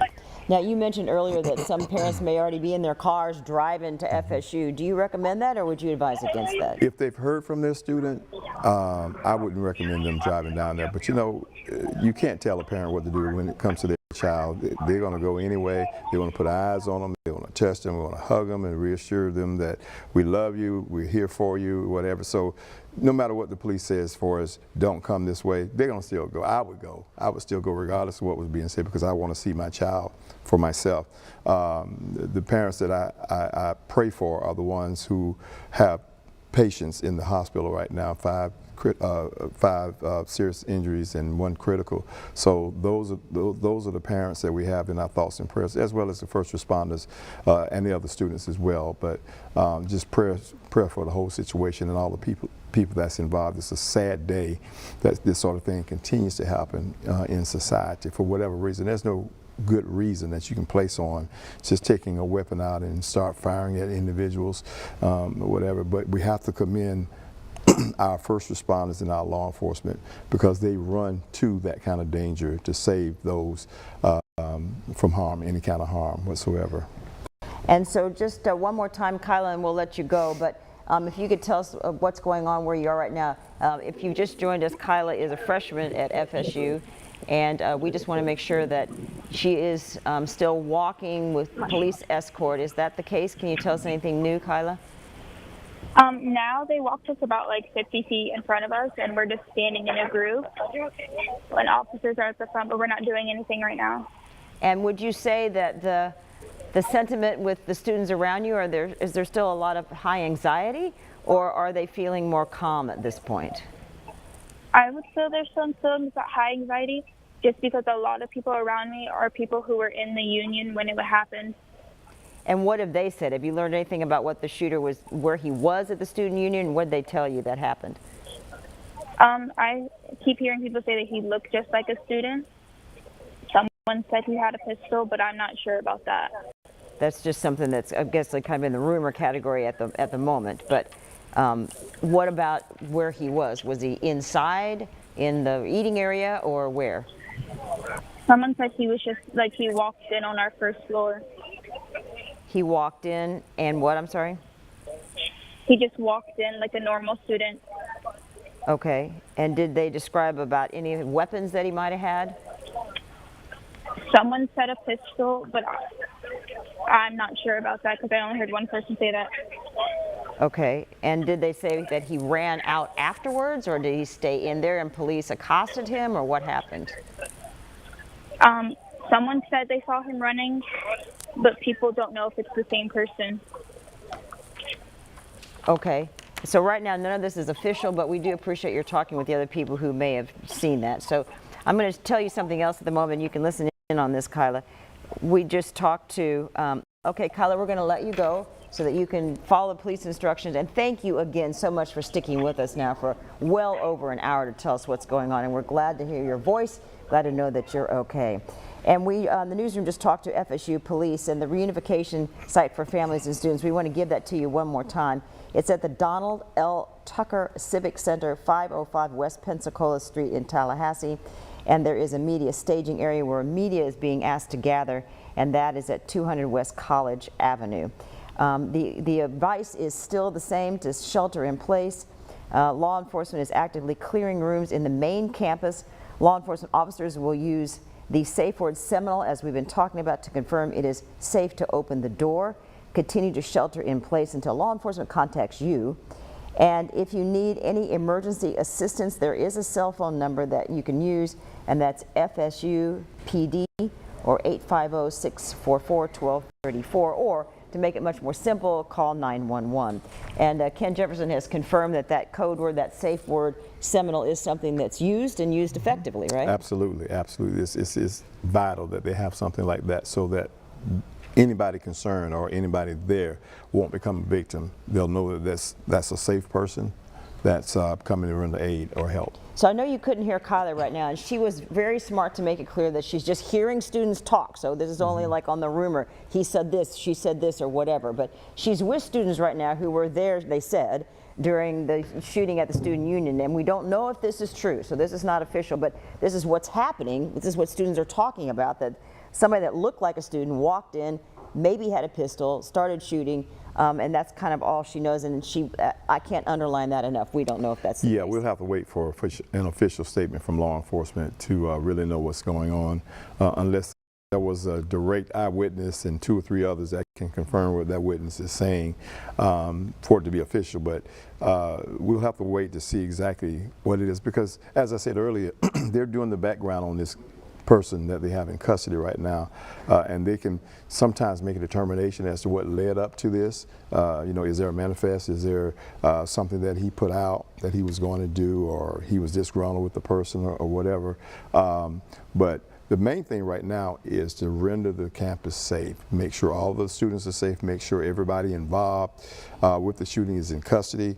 Once that's done, then they'll start deciphering exactly what and how it happened. And just bless everybody's hearts hanging on with this. We just cannot wait to hear that all clear. We just hope that comes so soon. We do now have a statement, actually a verbal statement from President Donald Trump. He spoke on the shooting on FSU's campus during a bilateral meeting with the Prime Minister of Italy, calling the shooting a shame. So let's take a listen to President Trump just a short time ago. And I've been briefed on the Florida State University, Tallahassee active shooting. I guess it's an active shooter. Fully briefed as to where we are right now. It's a shame. It's a horrible thing. Horrible that things like this take place. And we'll have more to say about it later. So that was President Trump just now. He was there with the Prime Minister, the leader of Italy. And I do want to point out that as of right now, we have not had any confirmation that anybody has lost a life. But we do know that there are 6 patients, 1 in critical condition at Tallahassee Memorial. They've been transported, 5 in serious. And, you know, we use those words all the time, Ken. So let's just kind of clarify what that means as far as a medical definition of serious condition. So I will share that now. A patient in serious condition is very ill or injured. That would be logical, right? Vital signs may be unstable, not within normal limits. There is cause for concern, but the person is not necessarily at immediate risk of death. The outlook may depend on how the situation develops. So right now, as I'm reading this, you can see some of the military, or rather the police officers, on a roof. Ken, tell us what you're seeing. This is not live, but this was earlier. They're searching the roof. They're looking for weapons. They're looking for people or person. Like I said, they're going to scour this entire campus, and all of the police that are there will be easily recognizable for the safety of themselves as well as the students to know that that is a law enforcement official. They may not be in a uniform, but as you can see on some of the footage, they'll have vests on that clearly says police on it. So that identifies them as a law enforcement official. You won't see anybody, for the most part, that's trying to do law enforcement work without that vest on or without something identifying them as a police officer, be it a badge around their neck, or a vest or a uniform. When this first started, I saw one report from Tallahassee saying that U.S. Marshals were almost immediately on campus. Why would that be? Well, they're helping. It's a law enforcement agency that that's coming to the fight. They're coming to help out the local law enforcement. So you probably got local, state, and now federal law enforcement officials. When a situation like this happens, and you've got a very large area, such as a college campus like Florida State University, you need all the help you can get. So you don't turn anybody down. You get all the help you can get to render that campus safe. And we are talking about some of the patients who are taken to the hospital. What you're seeing right now as I'm speaking, this is live video. I'm looking at this as a layman, seeing people walk fairly calmly, and we are hearing Kyla explain that there are hundreds of students now across the street from the Student Union building who are being escorted by police. She's not sure where, but they've been asked to walk slowly. At first, she said their hands were up over their heads, but since she's on the phone with me, I wasn't sure exactly if that was still the command or not. But taken. You're watching Live Impact News on WCNC Plus. I'm Nick Sturdivant. We continue to follow breaking news out of Tallahassee, Florida. An active shooter incident there on the campus of Florida State University. A suspect is in custody. That's according to NBC News. And also 6 people are in the hospital. So we want to take a break from that and bring you to more breaking news, this time here at home. This is video from our one of our executive producers, actually on the way to the station. This is I-77. He's on I-77 northbound. This is I-77 southbound. We have reached out to South Carolina Highway Patrol, but what we have seen here, you could see here, major traffic backup. On a pause the video, you can see the left side of the screen. That's a school bus on its side. Yep, and it's causing major traffic backups. He's reporting about 3 miles. So this is near exit 55. That's the Chester exit. Again, this is I-77 southbound. You can see right there on the left side of your screen, it appears to be a school bus on its side. Again, this is video from our executive producer as he was coming into work. He's in the northbound lane. That school bus is flipped over on the southbound lane, causing major traffic backup. You see that looks like a response there. I mean, Yeah, see cars in the median area. We don't know the school district right now. Yeah. We're still working on getting that. But yeah, this is near exit 55. That's a Chester exit. So it's a bit farther down. So we have a crew on the way. Yeah. But we'd be patient because that's about 45 miles from the state lines. It's going to take a while now. If you're headed in this direction, please be mindful of this because there are major delays. It's going to impact if you're trying to get back to work, or maybe if you got off of work a little bit early because tomorrow is Good Friday. But again, you see right there on the left side of your screen a school bus on its side causing major traffic impacts there. This is video from one of our executive producers here at WCNC Charlotte on the way to work. This is 77 South, exit 55. That's the Chester exit. So again, and this is the point of Live Impact News. When this news come in, we just got this moments ago, so we wanted to bring it to you live in case you were headed out the door, headed either to Chester or beyond that, past the state line. But again, we will continue to bring you updates on this story as it develops. Again, school bus appears to be on his side. As soon as we get that information from South Carolina Highway Patrol, we will bring it back to you. But for now, we want to shift back over to First Coast News in Jacksonville, Florida. They're bringing us live coverage of the active shooter situation on the campus of Florida State University. Let's listen in. Battery on my phone. Now, I realize that people can share phones back and forth, but nobody knows this is going to happen. Sure. And at that point, I was just grateful he had that 1% battery, so I knew my son was alive. But those things can happen that students don't know when an active shooter could Well, pop you up. know, as a parent, of course, the first thing you want to do is go where the incident happened and see your child. Make sure your child is safe. If you can't reach them via phone or whatever, just think back when we didn't have cell phones, and if something like this was to happen, we had to wait and wait and wait until we got the all clear by police to see if our loved ones were involved in this situation. But now we've got technology where you can contact them via text or a voice and talk with them. But again, I'll emphasize, the police can say parents don't come over here to Tallahassee to try to check on your child. They're going to come anyway. I would come. I would go. I would go because, again, I would want to see my child. I want to put my hands on them whenever that was possible, but to make sure that they're safe. It's nothing like you, the parent, making sure that your child is safe, regardless of what anybody else says, and unless you talk to them on the telephone, you can hear that they're safe. And they're told to whisper in the event that there's another suspect that's not in custody that's looking for other people to hurt or to harm. So they tell them to whisper and try to keep it down low, just in case that person is nearby and they can hear them and possibly come in where they are and do harm to them. And so please know, I'm not asking you to try to guess at something that we don't know yet. But in a close situation in the student union, to be able to shoot at least six people right away, does that tell us anything about the weapons, or does it not? That might not be a fair question. Well, because it's unofficial and we don't know what kind of weapon he had, to shoot six people, you can shoot them with a revolver, you can shoot them with a semi-automatic weapon in a rapid fire. You know, he's not aiming, he's shooting. He may have been aiming at one particular person if he had a grudge against or whatever situation, or he just may have been shooting in a crowd. Don't know at this point, but it can be done with a semi-automatic weapon. And the difference between a semi-automatic weapon and a revolver is that the revolver is not rapid fire, but you can shoot it. The semi-automatic weapon, as soon as you pull the trigger, the bullet goes out and the shell goes that way, and it's rapid, back to back. That's why it's called a semi-automatic. Whereas the revolver, it has to revolve around, shoot, revolve around, shoot. Semi-automatic weapon just pop, pop, pop, pop, pop, pop, pop. Well, so many questions I'm sure on your minds as you're listening to us as well. Was there not a metal detector?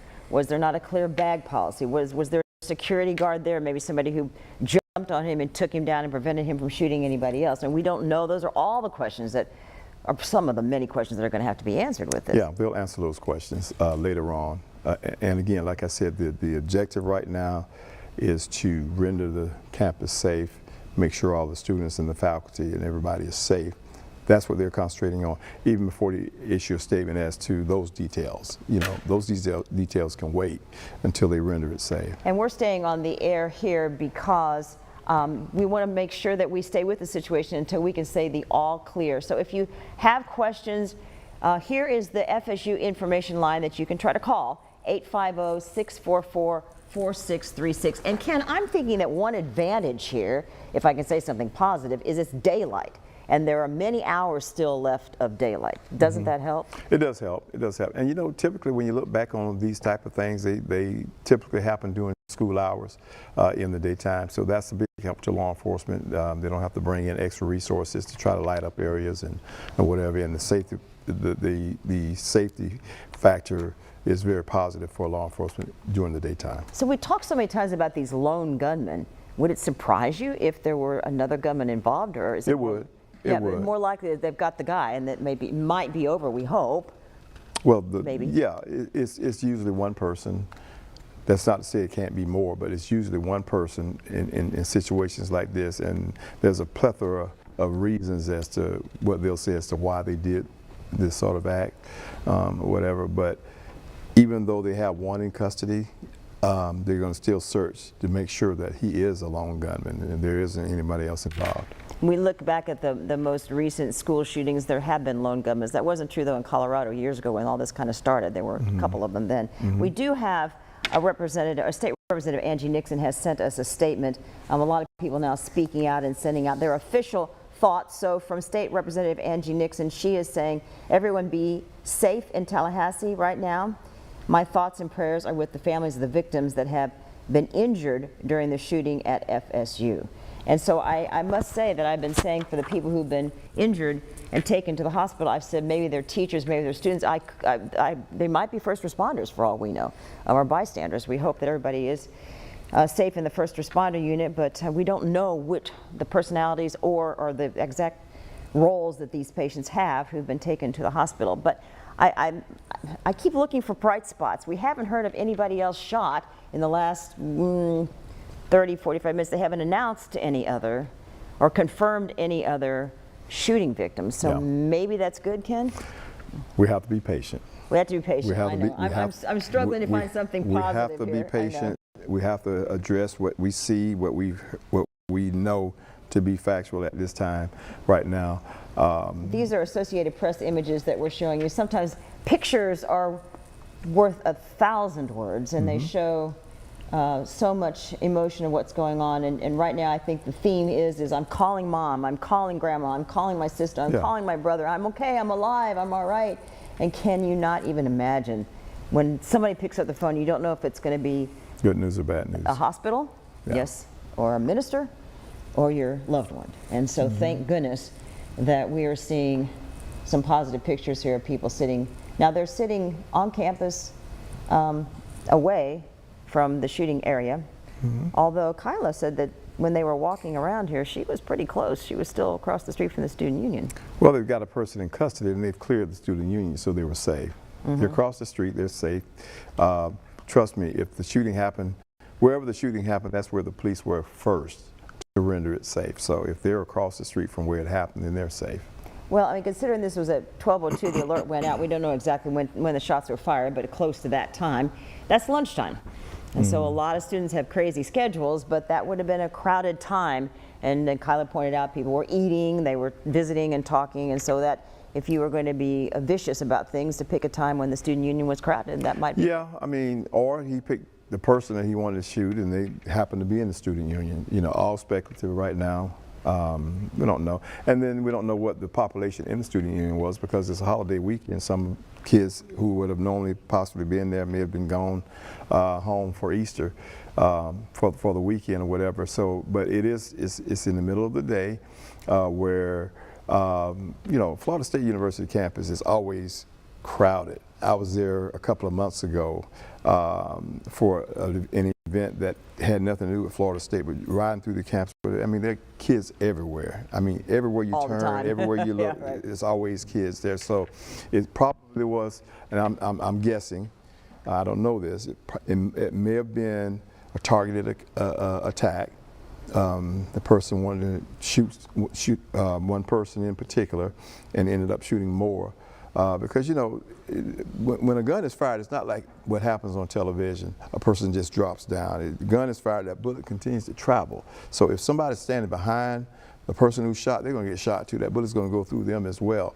It could ricochet and hit somebody. All kind of things can happen. That doesn't happen on television shows. I mean, that happens on television shows. I mean, sorry, that doesn't happen on television shows, but in real life, that's actually what happened. Did he fire the gun at 6 different people, or were they just casualties of what he was a person that he was shooting at? Very disturbing thought, but yeah, thank you, Ken. We want to give this phone number out again because parents ask us, well, what do I do? If I'm going, where do I find my loved one? Where do I meet? And so here it is right now. You'll see it on your screen. According to FSU Police now, this is the unification site for families and students. It's the Donald L. Tucker Civic Center, which is on 505 West Pensacola Street in Tallahassee. So as we're saying, law enforcement is still working to clear rooms on the main campus, and they are using a safe word. This is officers officially. The safe word is seminal. So if somebody asks you about that, a student or a loved one, it is seminal, and that means what, Ken? It means that that's law enforcement is safe to open up. So if they're out there and they say seminal, you know you can open the door just a little bit and let them come in or let them talk to you. And they are still supposed to shelter in place though until law enforcement is contacting them. And we were talking as well about, we're of course worried about people's lives and the injuries right now. People in 1 in critical, 5 in serious condition. But as you know, what worries me as well is the after effects of this. After the shooting here in Jacksonville at the high school years ago, some of the students had a lot of stress, even PTSD, after going through that. And so the ramifications of today can go on for a long time. This is not just a scary situation for a day or a weekend. Sure. I mean, when you go through a traumatic event such as this, you're going to need counseling. You're going to need to talk to someone and have some professional counseling provided for you, because this is a traumatic event that's going to follow you for the rest of your life, and you've got to know how to cope with it, how to deal with it, how to talk to your future children about your experience with this. So yeah, this sort of thing reaches out far beyond what we see on the surface.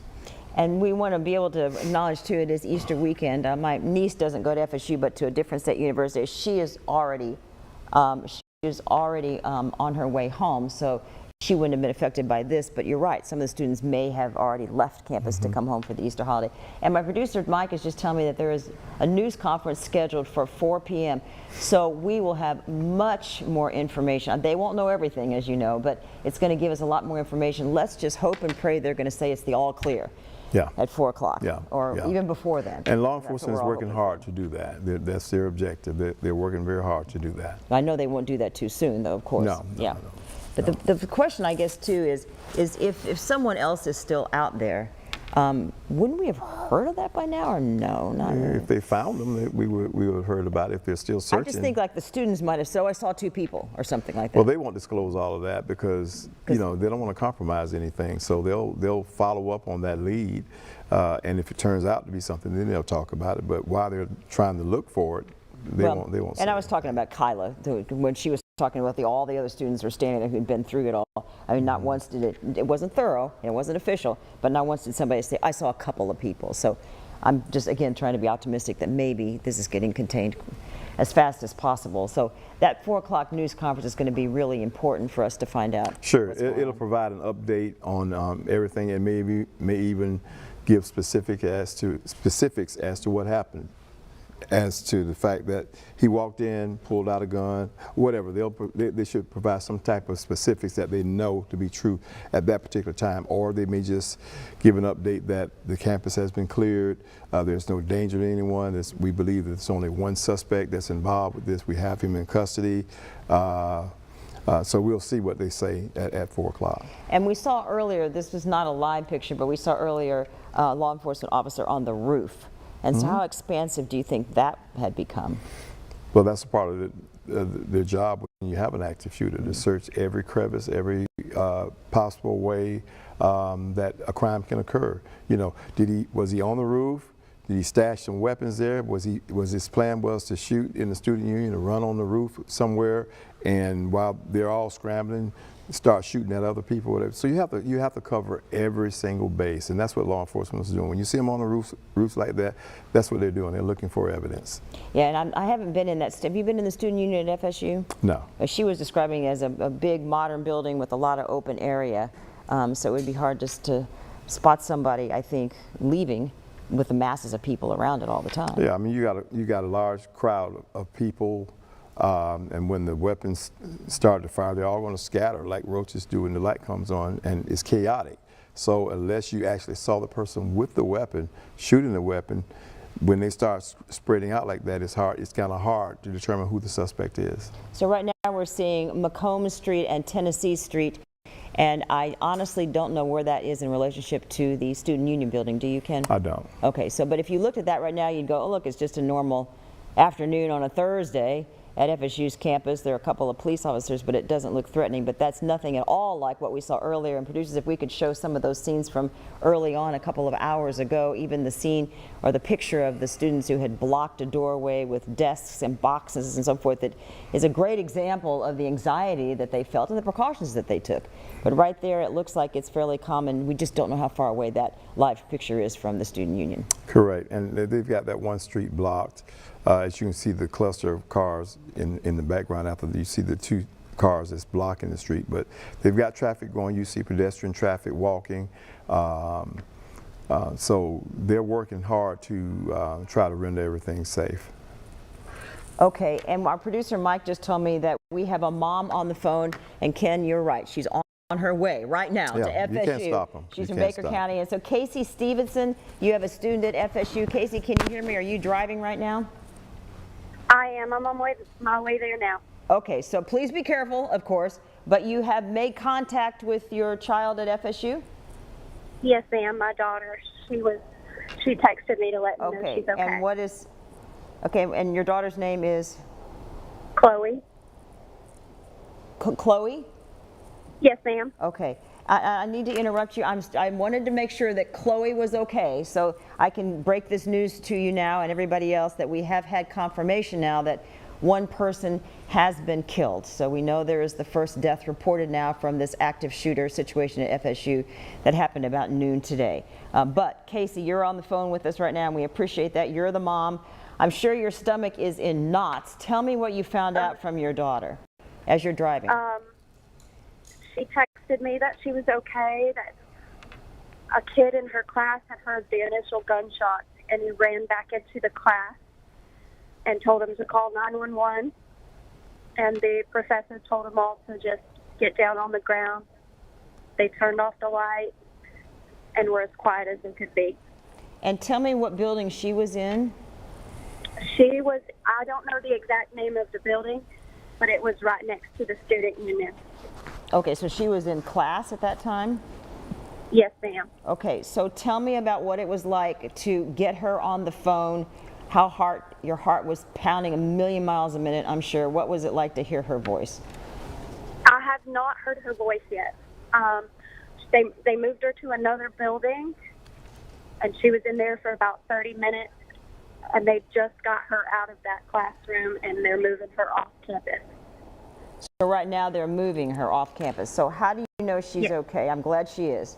She's been texting me. She's been texting you. Okay, so let me ask you that then. When the very first word came across your phone, those little bubbles that pop up that we all look for, like, oh, there's somebody there. I know that feeling. There's somebody there. Mm-hmm. And then it came to be Chloe. Yes, ma'am. What were she you texted feeling? and said that she loved me, her dad, and her sister. She loved you, and she loved your dad, or her dad and her sister. Oh my gosh. Yes, ma'am. I bet you took a screenshot of that and you're going to save it forever. It was not a text you usually want to get like that. No, but thank goodness it was good news. Okay. So what else did she tell you? She heard the initial gunshot, and then at that point they all just dropped to the ground, and then she heard police yelling, and then helicopters every now and then. Okay, so she could hear the gunshots. She was close enough then to hear the gunshots. Yes, ma'am. And right away police were yelling, so there were police on the scene at the moment? Or? It was after she was in the class for a while. After a while, okay. Mm-hmm. And then help me understand about her move to another building. How did that go about? They started evacuating each building floor by floor. So from what I understand, they moved her from that building into a building that was further away. Okay. And where are you? Are you headed to that unification site to find her, or where are you going to go? I'm going to go to the school, yes, ma'am. Okay. And when you get on campus, what are you planning to do? I'm going to call her, see if I can get her on the phone. Okay. And you've been trying to get her on the phone and you can't reach her yet, besides the text? She's just trying to make her way off of campus. We haven't tried to call. At first, I didn't want to call in case I alerted the person to where anybody was. Okay, so you were being cautious just in case her phone would ring and that would alert the active shooter, just in case he was near her, but I hope apparently he wasn't, so that was a good thing. Yeah, and so this. You're watching Live Impact News on WCNC Plus. I'm Nick Sturdivant. Right now, we continue to follow breaking news out of Tallahassee, Florida. Shooting that was an active shooter situation there on campus. We now know one person dead, one person in custody. We want to come in now with breaking news. Here in our area in South Carolina, a school bus crash causing some major traffic delays on I-77 near Chester. As far as we know, that accident is backed up for miles as crews respond to that crash, again involving a school bus near Chester. We got video into our newsroom of that school bus on its side, and we got that video from an executive producer here at WCNC Charlotte as he was driving in on the northbound lane. You could see that bus laying on this side. This happened just before 2. Let's listen in to our cut-in. News right now, a spokesperson for Lancaster County telling WCNC Charlotte there are children trapped after a school bus overturned on I-77 South. This is happening at mile marker 55 in Chester County. You could see this jam up. This cell phone video taken by one of our producers here. At this hour, it is unclear if anyone is hurt, but we have seen multiple crews working at this scene. We're also told Chester County is requesting help from Lancaster County. We have more crews headed to the scene. As we learn more, we're going to bring you updates on WCNC Charlotte. I can say that the backup southbound side is to Highway 90, or that the closure is at 97, the backup south of Richburg. So from Richburg down to Highway 97, where we'll be taken off I-77. That is solid. Northbound side spectator delays coming up from at least mile marker 48. So that's about 7 miles back. And then traffic looks like it's going to be detoured over to 21. So if you can avoid 77 altogether, use 21 north and south, you'll be in better shape. Otherwise, you saw there on that cell phone video that folks were just stuck there in the median. And again, we'll have more crews headed to the scene. I'll bring you a live update coming up on WCNC Charlotte at 4. We are also streaming live on WCNC Plus right now. You can download the app to your smart TV, watch for free. We return you now to your regular programming. And that was WCNC Charlotte's Jane Monreal giving you an update on that school bus crash on I-77 near Chester. So let's reset right now. It's been a lot that's happened over the stretch of almost 2.5 hours here on Live Impact News, and we want to get you the latest information. We'll start with that school bus crash on 77. So what we know so far, and this is video from one of our executive producers as he was coming into work. He's driving in the northbound lane. The crash on the southbound lane. And you could see here as we approach, you see right there on the left side of your screen, we paused it. That is a school bus on its side. The southbound lanes there on 77 backed up for miles as crews respond to that crash. We are now learning kids are trapped on that bus. And we have a crew, a couple of crews working to get there to the scene. This happened around 2 o'clock, so this just came in within the last 45 minutes or so. This is near exit 55. That's the Chester exit. So this is the story that we are continuing to follow. One, not only causing major backup, but also a dangerous situation with those kids still on the bus there. So crews are still responding to that scene, working to get folks to safety, those kids to safety. And again, just be mindful if you are in or around that area. All right, now we want to shift our focus back to a shooting on the campus of Florida State University. Let me update you on our latest information. We've been in and out of live coverage since this news broke. And look, we've been on this story for the better part of 2.5 hours. We got this information in. I want to give Carlene Bragg, our super producer here on the stream, credit. She saw the report just minutes before we got on. As soon as we got on, we had limited information compared to what we had at 2:20, 2:30. We really didn't have much information. And now, since this story has gone on, we've learned a lot more. And here's what we know so far from NBC News. At least one person is dead and another is in custody after an active shooter was reported at Florida State University's campus in Tallahassee. At least 6 people are receiving treatment at Tallahassee Memorial Healthcare. That's according to a hospital spokesperson. And when we got that alert from FSU earlier before we got on, they were advising students to shelter in place. We are expected to hear from law enforcement and state leaders and local leaders in a news conference. That's what I'm getting from our coverage from First Coast News. This is the message that went out to students at 12:39. This is an emergency message for Florida State University Tallahassee campus.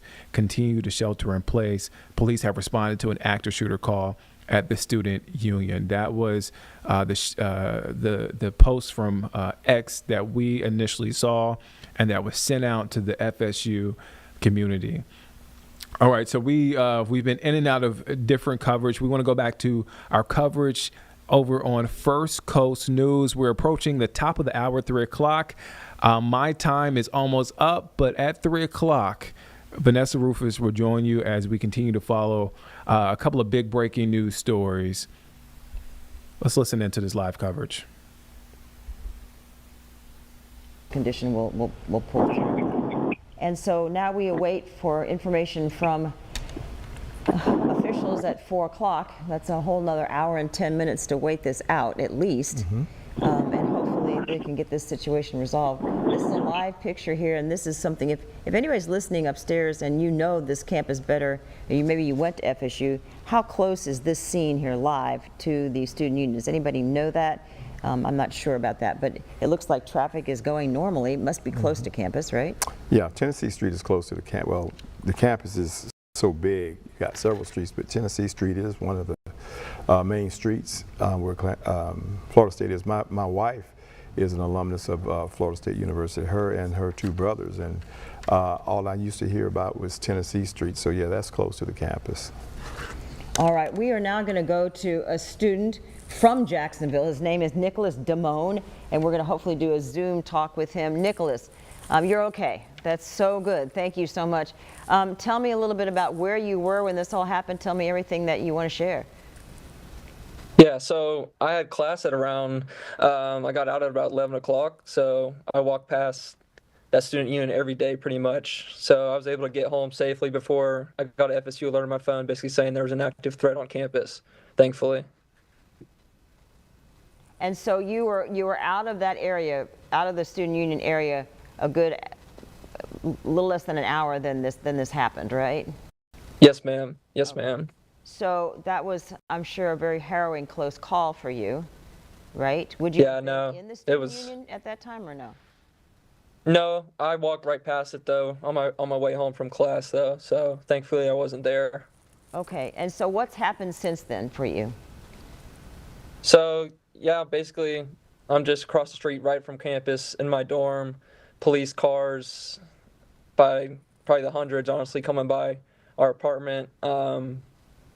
We just keep getting alerts through our phones, basically telling us to stay sheltered. And yeah, we're just sitting it out, staying undercover and staying safe. And what are you doing exactly to stay safe? I don't see a window by you, so that's good. Hopefully you're not sitting near a window.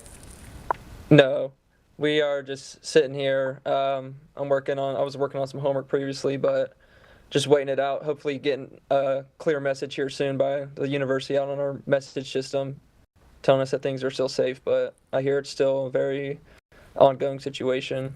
What is the last word you got officially on that system from FSU? I can check here. And if you don't mind, tell us what time that came in. That came out at 2:46. They stated, continue to shelter in place. Law enforcement is actively clearing rooms on the main campus. Law enforcement officers will use the safe word Seminole to confirm it is safe to open the door. Continue to shelter in place until law enforcement contacts you. So where were you then when the shooting happened? How far away from the student union? My building is less than half a mile away from the student union. And what was the reaction of everybody around you at that point? Honestly, just sad. It's awful. It's terrible. It happens way too often. Obviously, like, I'm here to get an education, hang with my friends, and enjoy school, and just something like this happening so close. You hear about it all the time on the news, but it happening less than a mile away, like I said, it's very sad. Yeah, most of us were just sad, a little bit angry. I don't know how someone could do something like this. And those are powerful words. They're basic words, sad and angry, but they say a lot. So we really do appreciate your sharing those feelings with us, Nicholas. And so tell us about this Student Union building. For those of us who have not been on campus, describe what this building is like. Yeah, so the Student Union it's a huge building. They've got study offices, they've got restaurants, they have a bowling alley downstairs. It's just a big place where students go throughout the day. Take a break, get something to eat for lunch, or study. And we don't know where this shooting happened. Does it normally have security guards at the building whenever you're in it? I'm not aware of that, but I do know that FSUPD is very active on campus throughout the day. I see them every single day on campus, so hopefully they were quick in response. So since this person had a gun, apparently, are there no metal detectors on those doors for the Student Union? Not that I know of. No, ma'am. And how many doors in and out are there, would you say? A rough estimate, I'd say probably three to four different entrances. Okay. And then when somebody comes out, are they in a big wide open area where they could be easily seen? Or is there vegetation, trees and bushes and so forth where you could hide?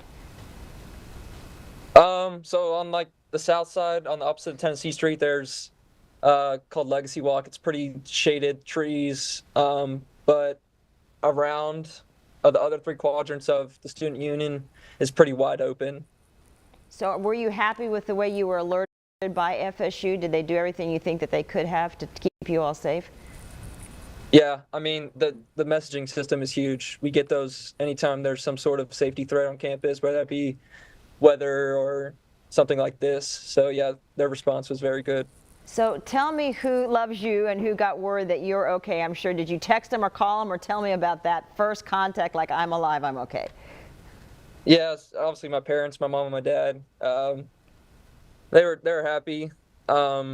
Basically just talking about the situation and why stuff like this goes on. It's just sad. It's just the biggest thing I have to say. It's terrible. I mean, these people that do these types of things, they probably don't no community ties, like no church, broken homes. They're just disconnected from the world, and they have no value for human life. So it's sad. It's really sad. It's just difficult to even find words to describe how awful this whole thing is. And we see it all around the country, and then when it comes this close. And you grew up in Jacksonville, is that right? Did you go to high school here? Yes, ma'am. I went to Wolfson High School. Wolfson, okay. And you're, without telling where your mom and dad live or anything like that, what type of work did they do? They are law enforcement officials for Jacksonville Sheriff's Office. Oh, okay. So you grew up with lots of instruction then, so you knew exactly how to handle this situation then? Yes, ma'am. Just tell me to always stay aware and stay on the tip of my toes. It's crazy people in this world. Yeah, there are. Did you ever have to take precautions before? Did you guys go through training at FSU for active shooter training? No, there's no sort of active shooter training, mostly just high school. I mean, we had code red drills and stuff all the time, so. So what'd you learn from the code red drills, or at least active shooter training at Wolfson? For the most part, just they would have tape away from the door, basically saying go to this corner if something ever happens. Obviously, stay quiet, get off your phones, turn the lights off, and then obviously, from my parents' background, they've always told me to fight or flight. I mean, if you have the chance to run, but... All right, folks, thanks so much for joining us here on Live Impact News. I'm Vanessa Rufus, taking over for Nick Sturdivant as we're following a couple major breaking stories. We want to bring our coverage from our news partners in Florida, away from this FSU campus shooting, to some breaking news that we are following closer to home here in the Charlotte area. So we are watching now as there's some major backups growing, and really concerning scene that we're seeing involving a school bus on 77. So this is all underway in Chester County. We're going to take you there now to some earlier footage of one of our team members who actually was passing the scene on the way into the office and just noticed, look at all of those vehicles there. not only stopped, but pulled over onto the median. This is a very large scene, and we've paused this video here. You can see, if you direct your attention all the way to the left-hand side of the screen, so first you'll see if you go from left to right, there's the back end of that fire truck, then you see the school bus, and you'll notice, of course, it is on its side. So a lot of questions that we still have, but the main thing that is a big concern for us right now is we're hearing students are trapped on this vehicle. And so we're obviously trying to get the very most information that we can as quickly as possible. We have multiple crews heading this way.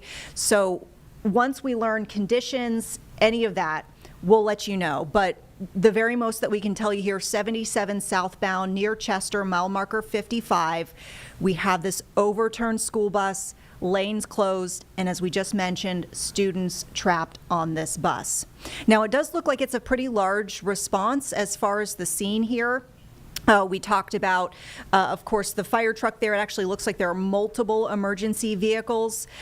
We've got, of course, you probably will have troopers or some sort of law enforcement that's typically on scene, not only controlling traffic, but also probably helping with the scene as well.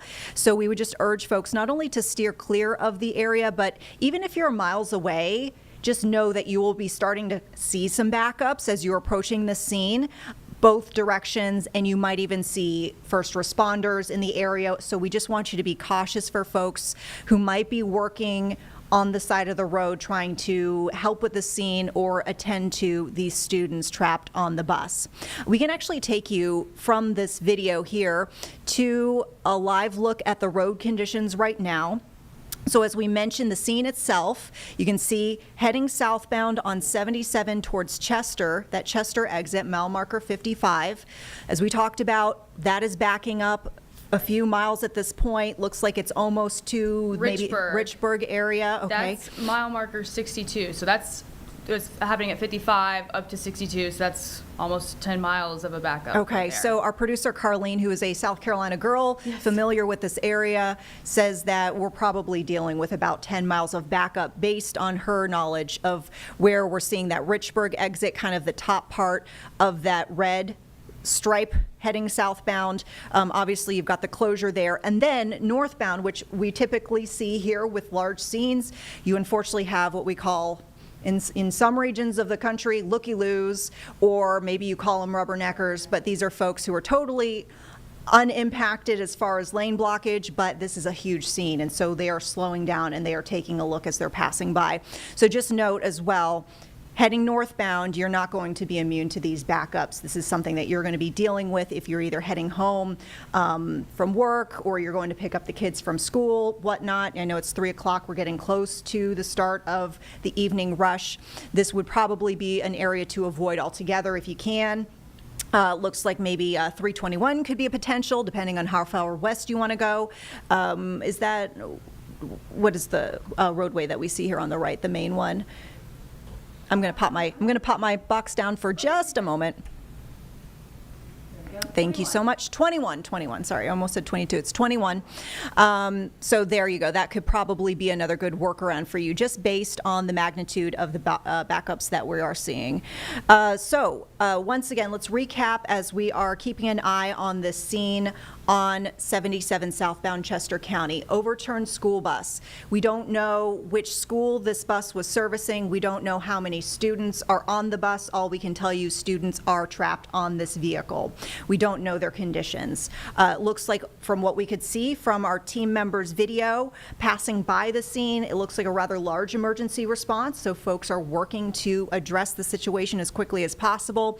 We've also got some big backups in the area here on 77 South near mile marker 55, even to the point where, as we pointed out just a few moments ago, folks are even just pulled over on the median because there's probably nowhere else for them to go.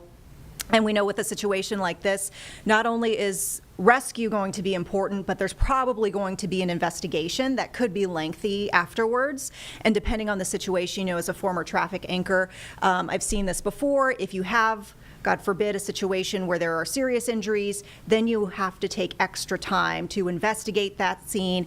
And so that could mean hours and hours of closures. We're going to pray and hope that there are not serious injuries, that this is just a minor situation as far as, impacts to the actual students on board, other than the fact that unfortunately right now they are stuck on this bus. We have a team member who's going to be heading to the scene. Actually, it sounds like we have a couple crews at this point that are trying to get to that area. So as soon as we can get you either a live look near the scene, at the scene, a reporter who's able to gather more information from authorities that might be there on scene, or authorities that they've been able to get in contact responding to the scene, we'll definitely let you know all of that as soon as we can. I'm just going to quickly take a look here at some of our feeds just to make sure I'm not missing any updates that our team members might be sending in. So just give me a couple moments, bear with me here as we're taking a look now. I just want to make sure once again that I'm not missing anything here since I started giving you Vanessa, these updates. we do have a live shot. Okay. We've got something new for you. Okay, so we've got a live look now, so keep in mind what we were showing you before was recorded video as our team member was coming into the office today. Now we are taking you live here on Live Impact News on WCNC Plus to this scene. Looks like at this point, and apologies for calling folks northbound looky-loos, I think that is closed. It looks closed. Yeah, I think it's fully closed, north and southbound. There's no cars moving at all. That looks stopped. Okay, so we'll go ahead and definitively tell folks north and southbound that you will want to avoid the area for sure, because no traffic is getting through from what we can tell from this live look. Looks like, I'm just trying to get a look here. It looks like maybe the right-hand side of the screen, if I had to guess, would be the southbound direction, just based on the number of emergency vehicles and flashing lights that I'm seeing, because we know that's the direction where the school bus itself is on. I believe we're going to be looking towards the south just based on the response that I'm seeing and the direction of the camera, and it does look, as we mentioned, like northbound will also be seeing some closures, unfortunately, as well. All right, I'm getting a ping here from one of our team members. Okay, we are expecting our Walker Lawson to give us a live report in just a moment. So, Carrie, our photographer, okay, phone. Perfect. Hi, okay, Carrie. Carrie, our photographer on scene. Hello. Well, it's very, very packed. There's people outside of their cars on the highway. Traffic is pretty much at gridlock as of right now. If you can look as far down, I know it's kind of hard to see, but if you look really far down, you can see just EMS crews and emergency vehicles and a response team. They should be down there any minute now. But, the scene right now is it's tragic. Yeah. Okay, Carrie, we want you to hold on tight for one moment. We appreciate your perspective. We just got a statement from authorities giving us just a few more details here on this crash, how it happened, how many people were on board. So just bear with us here as I read this out to folks watching here on Live Impact News. Okay, so this is the statement. 3 buses carrying students from Pine Ridge Middle School were traveling home on Interstate 77. This was a field trip that they were on, just outside of Charlotte, and they apparently were on their way home after this. Tire blew on one of the buses, causing this crash. The bus was carrying 2 adults and 35 students. We're actually looking live right now. I just want to draw your attention. It looks like we have a medical helicopter that's landing right now. Yeah. Okay. So I'm going to get back to the statement shortly. I'll just mention, usually, unfortunately, we see medical helicopters when there is a very emergent need to remove someone from the scene and get them medical attention. I know we were hoping that there wasn't anything serious as far as injury, but at this point, I just can't say, now that we see what looks like medevac landing on the lanes of southbound I-77. So Bear with us as we try to dig more into that. I can tell you Pine Ridge Middle School is in a school from West Columbia. Okay. Carlene is informing us Pine Ridge Middle School, the school that was being serviced by these buses. This is West Columbia area as far as where that school is. Okay, I'm going to go back to the... Okay. Sorry, I'm just getting some notes here on logistics for our crews and who is ready to speak to us in just a moment. Okay, so 2 other buses traveling back on 77, because we talked about it was a caravan of 3 buses. The other 2 buses were not involved in this crash. We've got EMS on scene, first responders, law enforcement, district school personnel on scene, and EMS is assessing everyone. Some students are being transported for further evaluation. And as we are looking live right now here on Live Impact News, just moments ago, we saw that medical helicopter landing, which sometimes does not bode well as far as severity of injuries, but once again, we will wait to hear from officials as far as official conditions that they can share with us. Okay. So we want to turn now to just setting the scene from what we can expect here as we try to gather some more information. We were hearing briefly from our photographer who was kind enough to get this shot up for us and also paint a bit of a picture of what he is seeing. Obviously, he talked about traffic snarls in the area. We see this full closure north and southbound. We are seeing even more ambulances showing up, folks. I cannot count how many ambulances there are on this scene. It's, I mean, 1, 2, 3, and the medical helicopter, there might be 4 ambulances. I mean, this is such a large scene. I don't know what to think about the potential for injuries here, but we're going to hope for the best. We talked about having a reporter getting ready for us. Our Walker Lawson is gathering a few more details, and so we'll expect him to get with us shortly and outline everything that he is seeing in person and also gathering from authorities.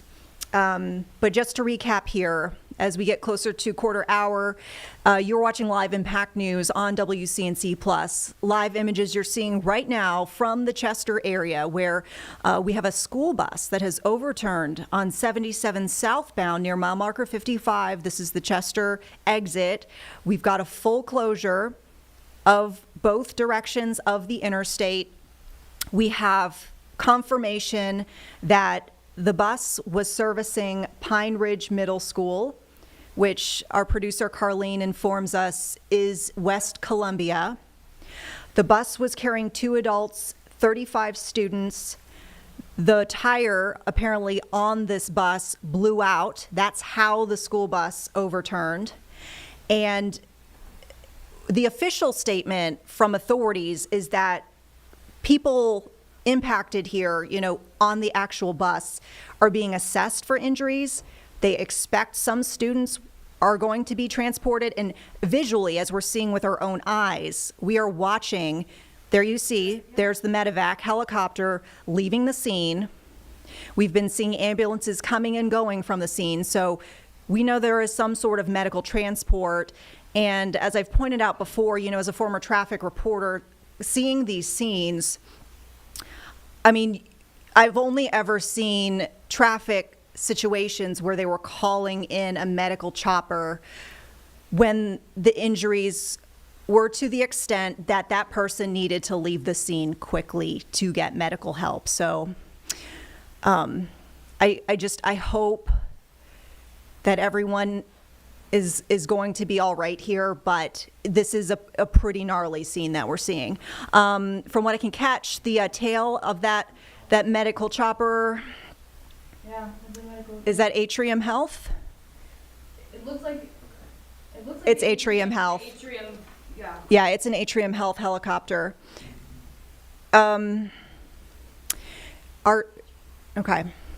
bear with me, folks, here.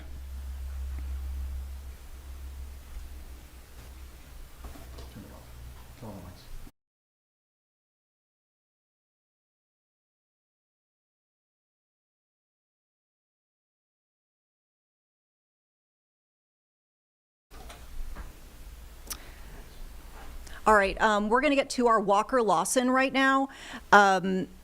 Walker, you just got to this scene here, and I know it's super chaotic. We've been watching from your shot. Can you walk us through what you're seeing, and if you're able to share any insights on those ambulances and medical helicopter leaving, we would surely love to know more about that. Yeah, Vanessa, so we actually just had a couple ambulances coming down trying to bypass traffic to get down to the scene. Now, there have got to be dozens of medics down there. We also saw a medical helicopter just fly over us moments ago from the scene. Obviously, people have been down here at a standstill. I mean, all these people are parked. You can see people standing out of their vehicles as it is a complete gridlock. Now, we have seen some ambulances also come back this way. As you can see in the middle of this green section, there is what you would call the middle of the section, sorry, right there, where they are having a hard time getting around that metal barricade that's in the middle. So we've seen them have to come back towards us. It looks like to get around, but there is a heavy presence, and I think you can probably see there's one ambulance making its way further down. I don't know how it specifically looks on camera. It might be blurring in with all of the other first responders down there, but there is one, it looks like, making its way towards us at this moment. So, I mean, a large presence out here this afternoon. Yeah. I mean, I can't say that I've seen this in quite some time, this type of response. Other than to just remind folks at home that there are students that are on this bus, and we're told that there were quite a few folks. This was Pine Ridge Middle School, as we've been telling folks, a bus that was on its way back from a field trip from just outside of Charlotte, heading back towards the West Columbia area. That bus carrying 2 adults and 35 students approximately, we're told. Now, I know, Walker, you're probably seeing this too, and I mean, we've had this shot up for just a few minutes at this point, but I feel like I've been able to count at least 3 ambulances leaving and a medical helicopter taking off. It's kind of hard to see from this vantage point, and I don't know if you have, a particularly better shot, with your own eyes from where you're standing, because I know the camera and you are all in that same area. Do you see any other helicopters on scene? And I know it's tough, but... Sorry, Vanessa, I'm having a hard time hearing you at the moment. It's cutting out, but I'm gonna think and take what I think you're saying. But a large presence, as you can see. This is a Piedmont ambulance that just drove by. I know that Lancaster has responded. I spoke to the PIO for Lancaster County earlier, who said they were sending crews out as well for this large response. We now have another ambulance coming towards us, which is a different color than the one that went by, so I'm going to believe it's a different agency carrying someone in there. So hopefully that answered the question that I was having a hard time hearing you ask. Yeah, understandable. Okay, so it sounds like you've been in touch with, at this point, multiple agencies that might be having a hand in the response here. Have they been able to give you any indication on the urgency of getting these folks to get medical care? Did they sound like these were, precautionary transports? Did it seem like there was something more serious? Okay, and I just briefly wanted to say, I was asking earlier if there was another medical helicopter. We're seeing a second medical helicopter now taking off from the scene, folks. So, but anyways, Walker, have you heard any urgency so it looks like levels? We see. So when I got a call almost, I want to say 45 minutes ago from Lancaster County, and they said they had crews that were assisting due to the need out here. They said a large response. So I know they sent multiple EMS out to the scene. And as you mentioned just a second ago, we see that chopper now lifting off from the scene, and we have another ambulance that is coming back towards us. Oh my goodness. Okay. Folks at home, obviously here watching on Live Impact News on WCNC Plus, we just kind of want to recap, because I know this is a very scary scene to kind of see, knowing that this is an overturned school bus. There's students that were trapped on this bus, and we just keep seeing multiple ambulances leaving the scene, even medical helicopters. We don't know the severity. Oh my goodness. I think there's a third medical helicopter. We don't know for sure the severity of any injuries there might be, but we can tell you, I know this is a large response. We just know that there are a lot of people that were on this bus too. So it's hard to draw firm conclusions from what we're visualizing, but we know, we recognize this is a very scary and chaotic scene for folks to see, and we are trying to get the very latest that we can on how these students are doing, how these adults that were on the bus are doing. We have another. Yeah. So you're seeing another helicopter. Another chopper taking off from the scene here. Right now. What can you say as far as, I'm curious, we have both lanes closed, north and southbound. I'm presuming, just based on what I've seen before in covering traffic crashes, usually they'll shut down the full interstate when they are trying to get medical help or helicopters coming and going from the scene safely. Are you seeing anything on the northbound side that would indicate there's any work that's actively happening there, or do you think that there's any part of this crash scene that might be over there, or do you, from what you're able to see, it looks like they're just keeping things stable for the medical helicopters? Correct. Yeah, sorry. I was having some technical issues hearing you, but from what I can see, it looks like I-77 headed northbound is completely shut down. There's an enormous response there stationed in this middle section of the interstate, and then all through the headed northbound side. Of course, southbound, people are down there sitting in standstill traffic, but we continue to just see a large number of ambulances coming back this way. We haven't seen any ambulances head down to the scene since, well, actually, we have another one right as I just spoke that's headed down there. That is Fort Mill EMS that is now headed down to the scene from what I just read on that ambulance. So there is just a large presence out here this afternoon. And multiple agencies that we're seeing responding, really just speaking to the need out there. We hear sometimes in the first responder realm the term of mutual aid that sometimes, we hear them talking about. This certainly seems like a situation where you might, you have multiple agencies that are now banding together here to try to meet a critical need. I'm actually looking live here at your shot, and it looks like I'm seeing another ambulance leaving, and it looks like there could even be more emergency response, kind of doing contraflow, opposite direction. It's driving north in the southbound lanes towards the school bus itself. So it looks like there's even more response that continues to arrive. I see another ambulance that is arriving now.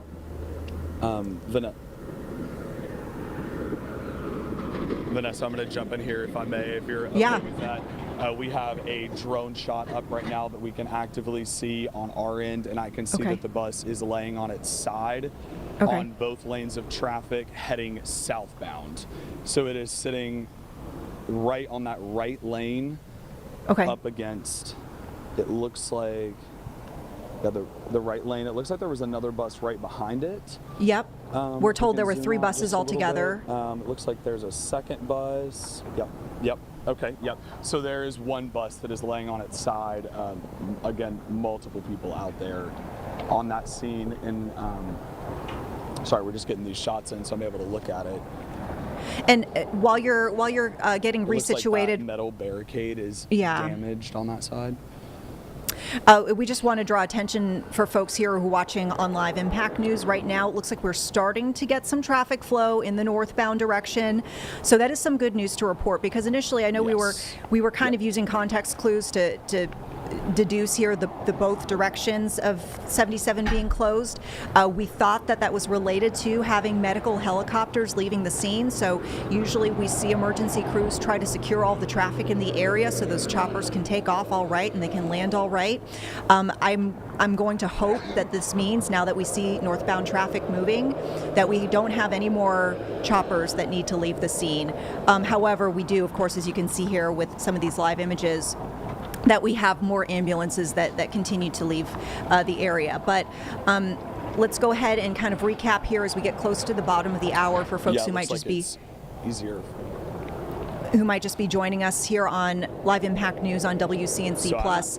This is a live image right now from 77. We are looking towards the south, mile marker 55, the Chester exit, where we have a school bus, we're told, tire blew as it was returning from a field trip from just outside of Charlotte. This bus heading back to the West Columbia area. We're told that school is Pine Ridge Middle School. And this was actually one bus that was among a caravan of 2 other buses. Fortunately, those 2 other buses were not involved in this crash, but the one bus, it sounded like it was pretty full in the sense that it had 2 adults on board, and there were about 35 students. We're told that there were expectations there would be some sort of medical transport needed for a certain period of time. There were actually students that were trapped on this bus. And, over the last several minutes, we've been watching this large emergency response entailing I think I counted at least 3 medical helicopters taking off from the scene, which we mentioned we typically only see when there is an urgent need to get someone from the scene quickly to get medical care. And then we've been seeing, I want to say at least 5 or 6 ambulances on the ground leaving the scene. So folks, we do have a crew there. Obviously, we're just hearing from our Walker Lawson. We also heard from our photographer on the ground, Carrie Corley, just giving us a little bit of insight on their vantage point from the ground. We've been able to deduce that there are multiple agencies responding to this, multiple healthcare systems, if you will. It looks like it's kind of an all hands on deck situation. And we are actively working to try to learn more about any injuries that might be here, conditions of folks who are involved. From a traffic standpoint, we'll just remind you once again, as you can see with your own eyes, as we look towards the south, what is moving is the northbound direction. Still not going to give the all clear to head that way, I think, just based on the backups that we're seeing, because, well, A, we know that there was a closure, which we know that traffic tends to be a ripple effect. It will take a while for the speeds to return to normal northbound. And then there's always going to be the potential for, as we call them, looky-loos, but folks who will slow down and take a look at the scene on the opposite side of the interstate. So that does kind of jam up traffic for all of us who, drive. We've experienced this. So that this is going to be an area that's going to be backed up for a while, even though we do now start to have northbound lanes moving once again. Still appears to be a full closure in the southbound direction. Have not seen any movement at all for those folks. And, I know it's tough for those folks who might be sitting in that traffic, but just keep in mind, I know it's tough, but you have the potential for injuries here. You have a school bus carrying children. That bus, as Walker described, we have a drone shot that we were able to get up and they were able to see from the sky kind of what this scene looks like. This bus is laying across multiple lanes of traffic. Not only will they primarily, be trying to attend to folks who need medical care, but then there's going to be an investigation likely. There's going to be cleanup process. From my experience, covering some of these scenes with larger vehicles, sometimes they have to bring in a heavy-duty tow truck to try to get a vehicle that large back upright. Not sure, exactly the capabilities of any regular tow truck, but in a situation like this, typically I've seen larger equipment needing to be brought in to get that vehicle out. As we know, school buses are on the heftier side, and it really is, telling that this bus was able to overturn, because that's kind of tough. I know wind is usually an issue, but once again, what we heard in this case was a tire blew. Sadly, a tire blew as this bus was heading back from a field trip, and that's what caused the vehicle to overturn. We might have some parents who are watching right now. We haven't heard anything, specifically about potential reunification or how, potential students impacted by this, actually involved with the scene, that maybe didn't need medical transport might be brought back. Usually in these scenes, we see the school district send a backup bus to the scene to try to take the rest of the kids either home or to, a central meeting place. I know that's something that we can always maybe try to reach out to the school district to see if they have any information on that, or check some of their feeds to see if they're alerting. Okay. Our producer Carlene's going to take a peek right now and see what sort of information we can dig up on that. I will say, we mentioned this before, this was a caravan of 3 buses, and Walker mentioned that he did see other school buses still there on scene. The 2 other buses were unaffected by this, so that is some good news, but we don't know, if those buses will be ready and available to take any students that need, rides back home or whatnot that way. So these are all questions that we're trying to answer as well, folks. We'll definitely keep you posted as we learn more about that. I know I see Walker getting set up here to give us a live report. Will this will be on air as well for folks who are watching? Okay. So we're going to take the traffic map right now just to allow okay. The crews in the booth to get ready. Okay. Take it there. But this is a live look at the traffic map right now, and it's definitely extended far past that Richburg where we last checked in, so that's well over 10 miles back up. Okay. So just a bit of a peek behind the curtain here, logistically, what we're about to see here, folks. Right now, obviously, you've got a look at the road conditions at this very moment. As our producer Carlene pointed out, delays are growing. We pointed out the fact that this is getting closer to rush hour. So not only are we dealing with the full closure here, we've got more and more traffic coming up to it, hopefully. And this is a pretty standard we see for these cases, but hopefully you've got troopers down the road telling people divert, or some sort of messaging that allows people to know that the scene is coming up in several miles. Northbound lanes are flowing. Let's get to this cut in. All right. Spokesperson for Lancaster County telling WCNC Charlotte there are children trapped after a school bus overturned on I-77. This happening at mile marker 55 in Chester County. Want to get out live now to our Walker Lawson, who is on the scene. Walker, tell us where you are and what can you tell us about what has happened so far with the rescue efforts? Okay. We just lost that signal. We're going to get him back online. In the meantime, this is cell phone video taken by one of our producers here heading up. And so you can see that traffic is really jammed. Folks are stuck there in the median as they wait for emergency crews that are all on scene, a heavy presence at this point. But we do know from officials that a statement sent earlier this afternoon, 3 buses carrying students from Pine Ridge Middle School were traveling from the Charlotte area on a field trip. We have our Walker Lawson back up now. Let's check in with him here live off I-77 near mile marker 55. Walker? Well, yeah, guys, we have seen a massive response out here. I've seen EMS from Lancaster County, from Fairfield County, which is actually a part of the Columbia area. So we have seen a large response of people out here. We have seen multiple choppers take off as well from the scene. Medical ambulance, probably, I would say, around 3 or 4. Now, again, these were students that were headed back to Columbia, again, right before Easter weekend. They were on a field trip.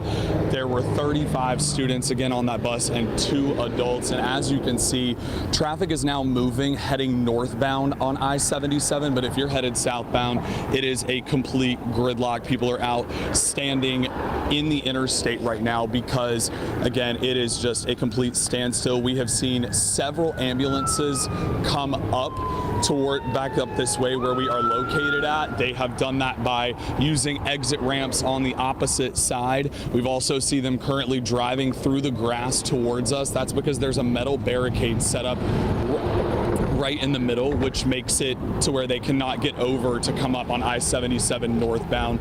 Now, we did just fly our drone, and now you see we have another ambulance actually headed down to the scene at the moment. So still, first responders are making their way down to that scene. Now, we did just fly our drone up moments ago, and we were able to see that the bus is flipped over and it is in the right lane on I-77 southbound, somewhat a little bit in the left lane, so I would say both lanes, but it's primarily in the right lane. And from what we could see, it looked like there was a metal barricade that had also been damaged, possibly from that bus flipping. So again, just a large presence. Again, multiple ambulances, multiple choppers have taken off. Really something I've never seen before. Just awful, Walker. And we are just looking at a tweet now from Chester County Sheriff's Office just advising folks avoid this area altogether, although the left side of the roadway appears to be that northbound side, so some traffic being let through. But as far as I can tell, Walker, if you want to confirm, southbound lanes remain completely blocked there at mile marker 55. Yes, absolutely. They are completely blocked, and and as you can see, they're actually redirecting traffic off. They're trying to get people at the exit ramp that we're currently located at. They are trying to get people off of the interstate, and they are bringing them onto our exit ramp and then directing them back northbound because I-77 southbound is again just completely stopped at this moment, of course, so that way these first responders can get down there to the scene. Lawson on scene there, I-77, terrible accident here where the school bus tire blew out heading from a field trip. 3 buses were headed from a field trip back into the Columbia, South Carolina area where one of the bus's tires blew out, flipping over and now blocking all lanes. This happened early this afternoon. Thank you, Walker. So want to bring you out to the map right now because we know a lot of you are heading home, heading away from work, having friends expected, what have you. So traffic delays, as you can imagine, as this has been here now for hours, pretty much a parking lot. Southbound side, I can tell you the jam up is not going to be moving with all lanes blocked here well before the Richburg area. So if you are familiar coming down from Charlotte, North Carolina, on down through South Carolina, you will be taken off, like Walker said, and then diverted onto other side streets. Northbound side, although we saw some traffic letting up, some trucks moving up now on that northbound side, it is still jammed for several miles, and it's going to take a long time for that to thin out. So look at 21 to the east. That's through Great Falls. We can see backups building, but that looks like it's a viable alternate for you. And then onto the west side, ways away, but 321 if you know how to access that. Otherwise, you will be caught in this pretty much parking lot, for lack of a better term, bumper to bumper, both sides of 77, as we wish just, you know, the best thoughts for the folks involved there, South 77 and their families. Families got to be worried about children involved on that school bus heading southbound at mile marker 55. So as this is a multi-agency response to this scene, we are also streaming this live on WCNC Plus right now. You can download the app to your smart TV. Watch for free. Vanessa Rufus manning the post there, and we will get you updated as well with the latest live updates coming up in WCNC Charlotte News at 4. For now, we return you back to your regular programming.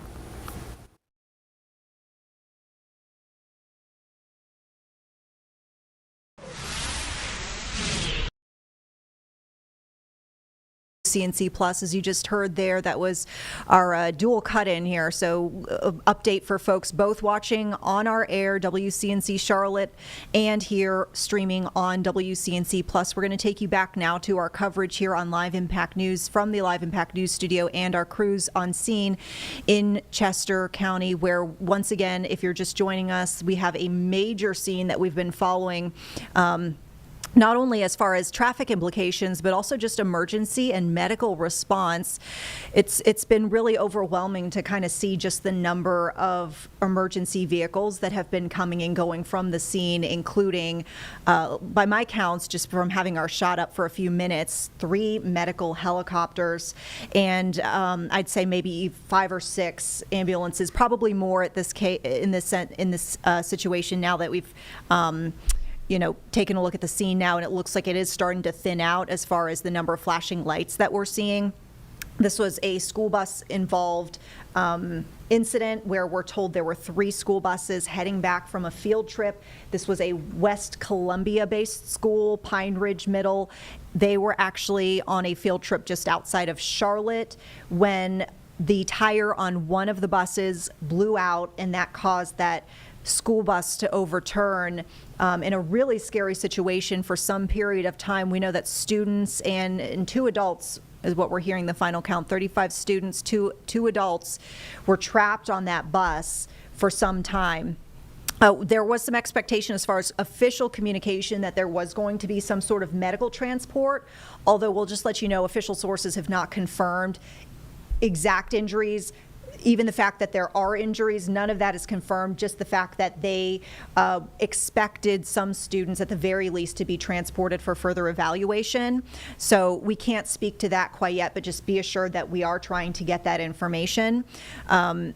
This is definitely something we'll expect as far as traffic impact to last for a few hours, mostly just because we've had at this point a closure since, I want to say around 2 o'clock or so. Does that sound about right? Okay, so around 2 o'clock, so we're coming up on an hour and a half of closure.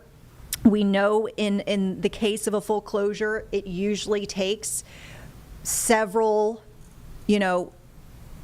hours to kind of get everything back to normal, because you've got to clean up the scene, you've got to get that school bus out of there, you've got to obviously do an investigation. If, for example, you're a trooper out there, you want to make sure that you're thorough and you know exactly what happened and what was the cause and all of that. Was there anything that played into that other than the tire?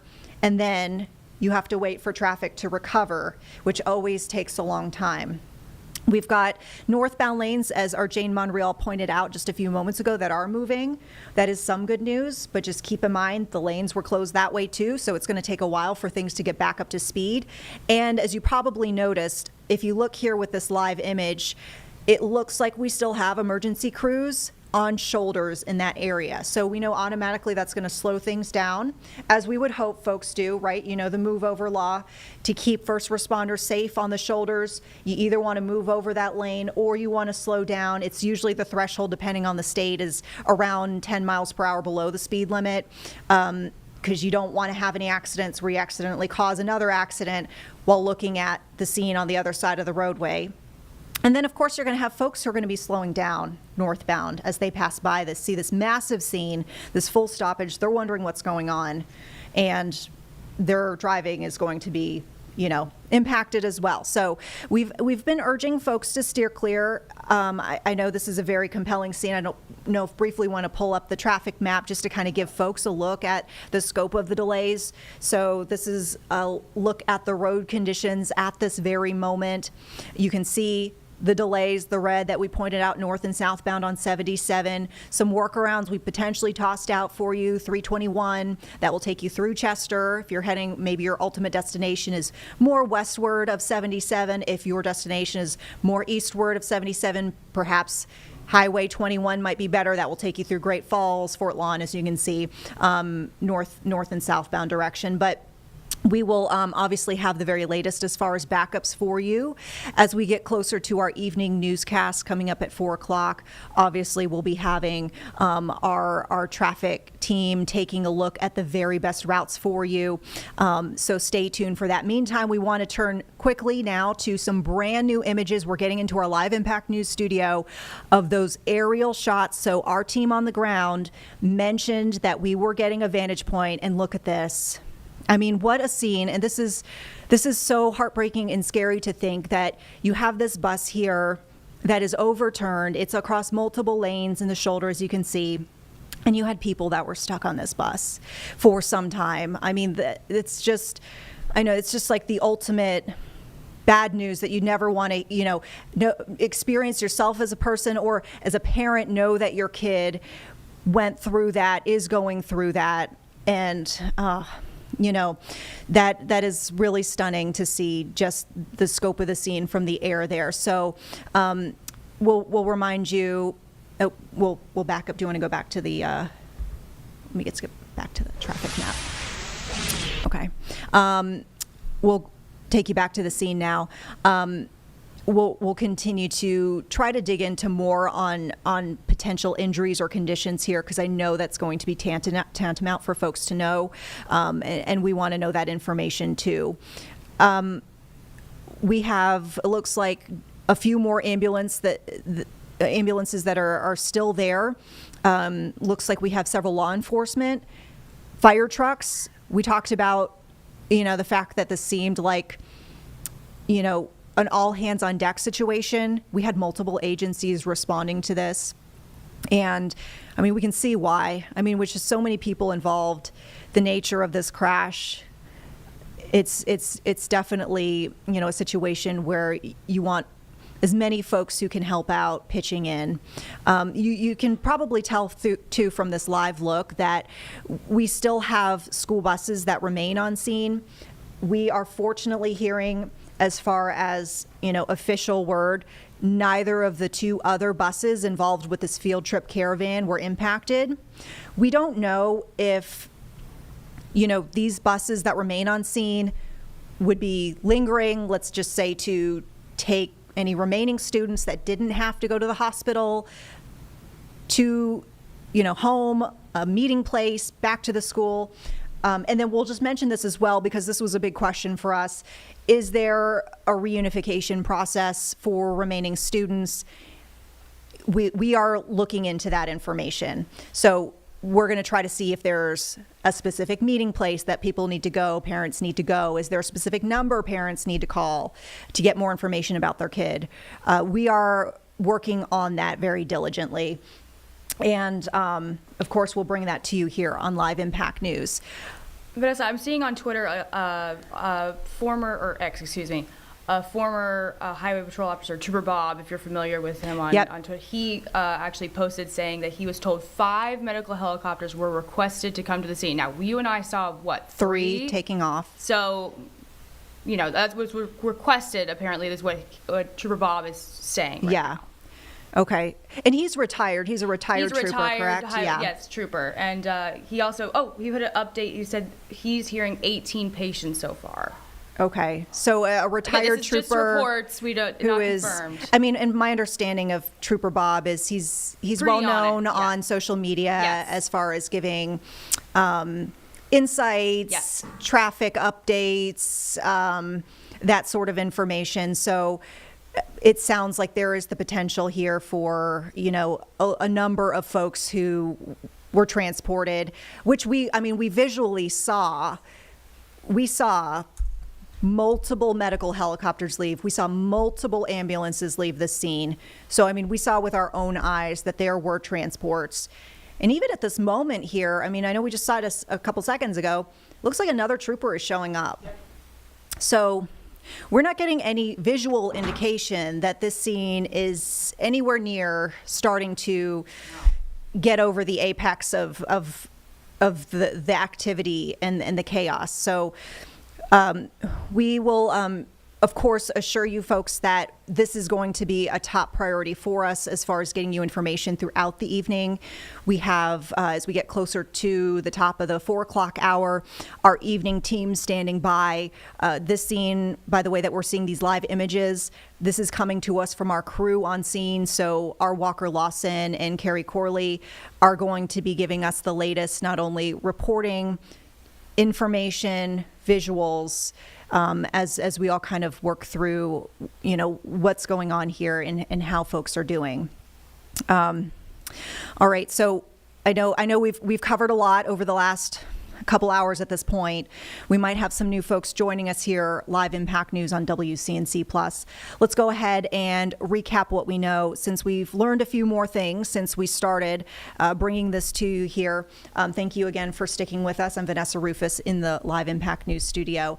This is a school bus involved crash in Chester County, South Carolina. I-77 southbound, mile marker 55 is where we're looking. We are looking towards the south. Traffic coming towards us, which is moving, is the northbound direction for some perspective. We're told from officials that there was a field trip involving students from Pine Ridge Middle School. This is the West Columbia area. They were on a field trip just out of Charlotte, actually, when heading back, a tire blew on one of the buses. We're told the 2 other buses were okay. They were not impacted. In fact, we can actually see at least one of the buses that remains on scene. But that one bus that the tire blew on, the vehicle overturned. We had those drone shots that we showed you, and we can always circle back to those. just because, I mean, what a perspective that is. You can actually see that school bus there on its side, it's on its right side, straddling the shoulder, the right lane, and the tip of it is going into the left lane. So it's almost completely covering the southbound direction. Really scary to think about, but for some period of time, we know that 35 students and 2 adults on board this bus were trapped, and essentially emergency personnel from everywhere that was nearby that could get there and help out has been coming.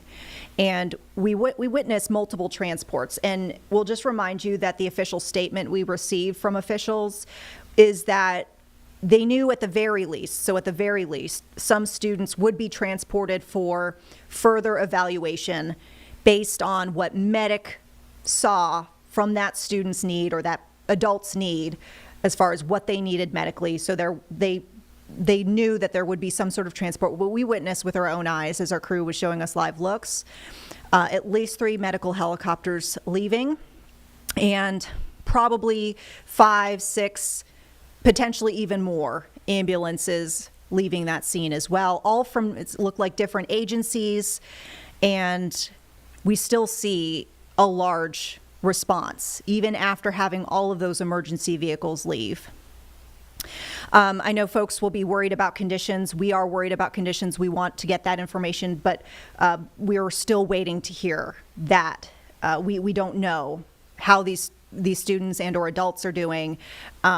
We don't even know if they are really injured. You know, sometimes we see with these incidents that involves school buses. Now, granted, we haven't, you know, in my time here, I don't remember covering an overturned school bus, but usually there is a lot of precaution that comes with making sure that these kids are okay. So sometimes we do see, you know, kids transported to the hospital just to be sure, just to make sure that everyone's okay.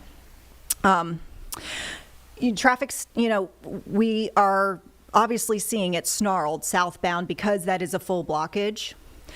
We've had some closures for a period of time northbound as we were seeing medical helicopters landing and leaving.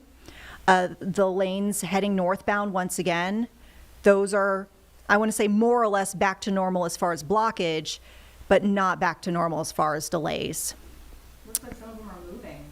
Does that look like Some of the ambulances at least are trying to move. Okay.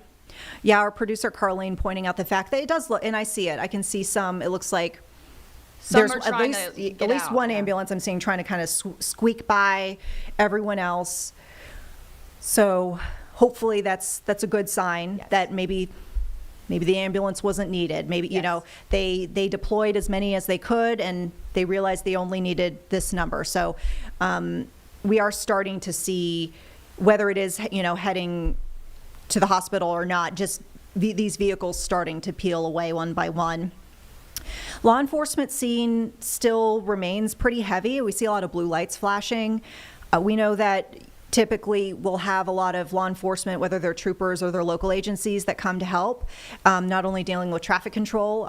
In fact, our Walker Lawson told us several minutes back that because of the southbound blockage, they're actually posted up a little bit farther north to stop folks before they get to the scene, have them turn around on a northern exit, you know, north of here, and get back up on either a side road or just head back north and try again later.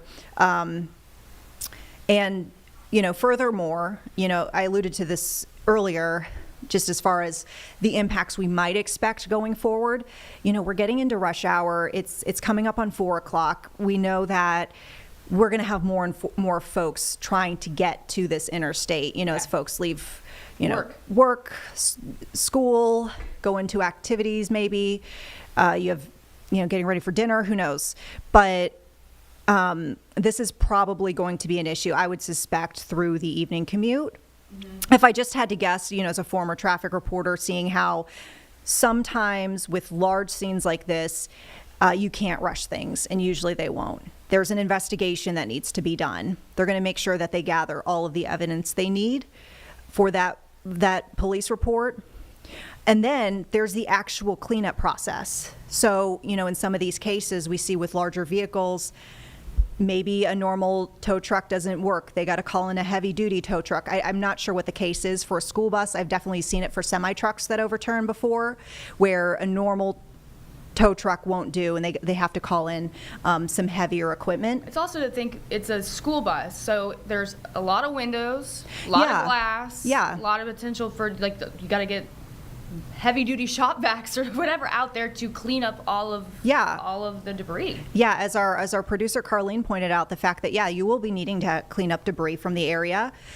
We haven't got word of this, and our aerials don't point to this. From what I can see from our aerials, some of these cases you might have fuel leakage or actual liquids that leak out.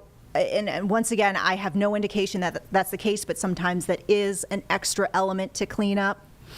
And then after all that, and you start to we don't see much. I mean, you can't tell from this about any leakage, really. But you can't really see. But sometimes you just don't know until they start moving the bus, like what you're totally dealing with. And then after that, you have the fact that we just know historically it takes a long time for traffic to recover after you've stopped it for so long.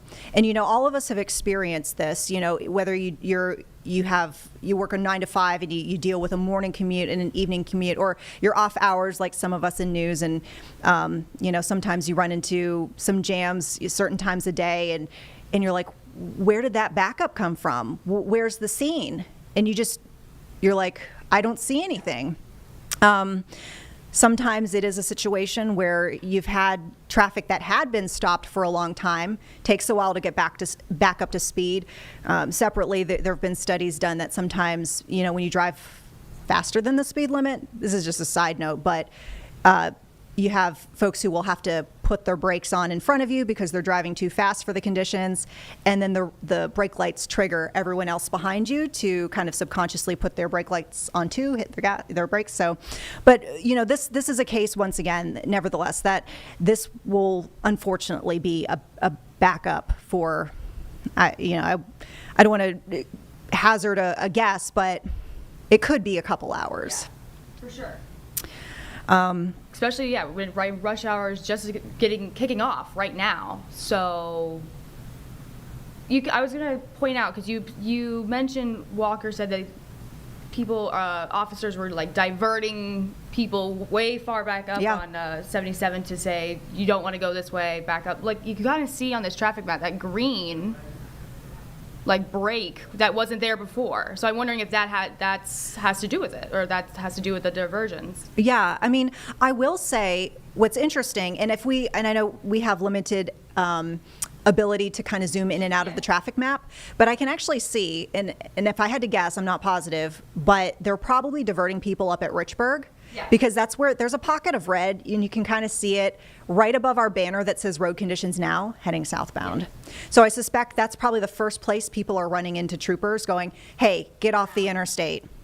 Something else of note, and this is something we usually see, backups on other major roadways. For example, southbound traffic we're seeing with this live look at traffic conditions, Great Falls, that is starting to back up. So keep in mind, even if you're not taking 77 in this area, you will probably start to see backups everywhere else because people are trying to get off of 77. They're trying to avoid the area.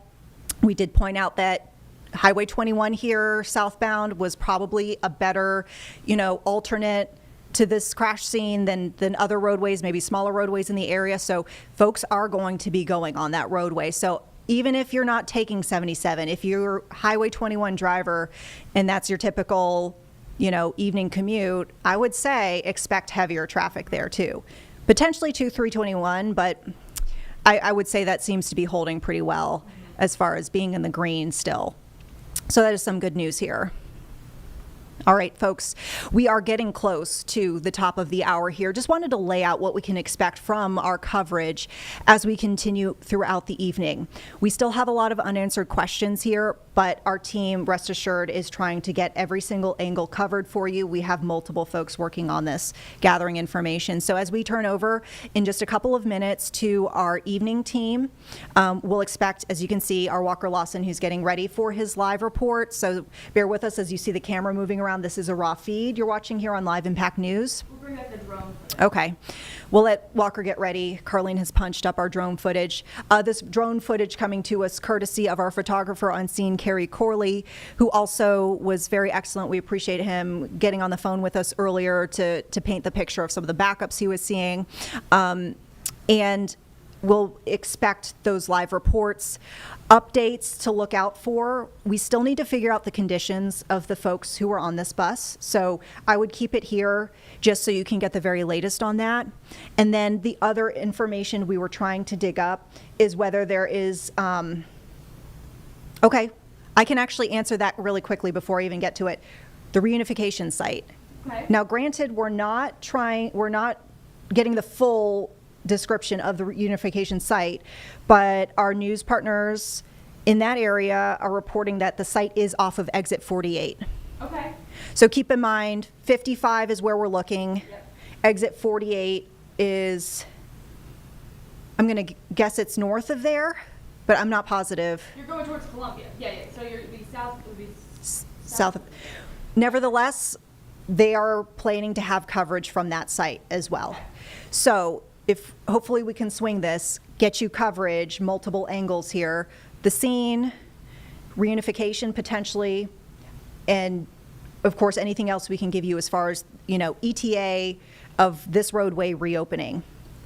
We're about to turn you over to our coverage on TV and simultaneously here on WCNC Plus. So just a quick update here as you're watching Live Impact News here on WCNC Plus. We continue to keep an eye on this overturned school bus scene.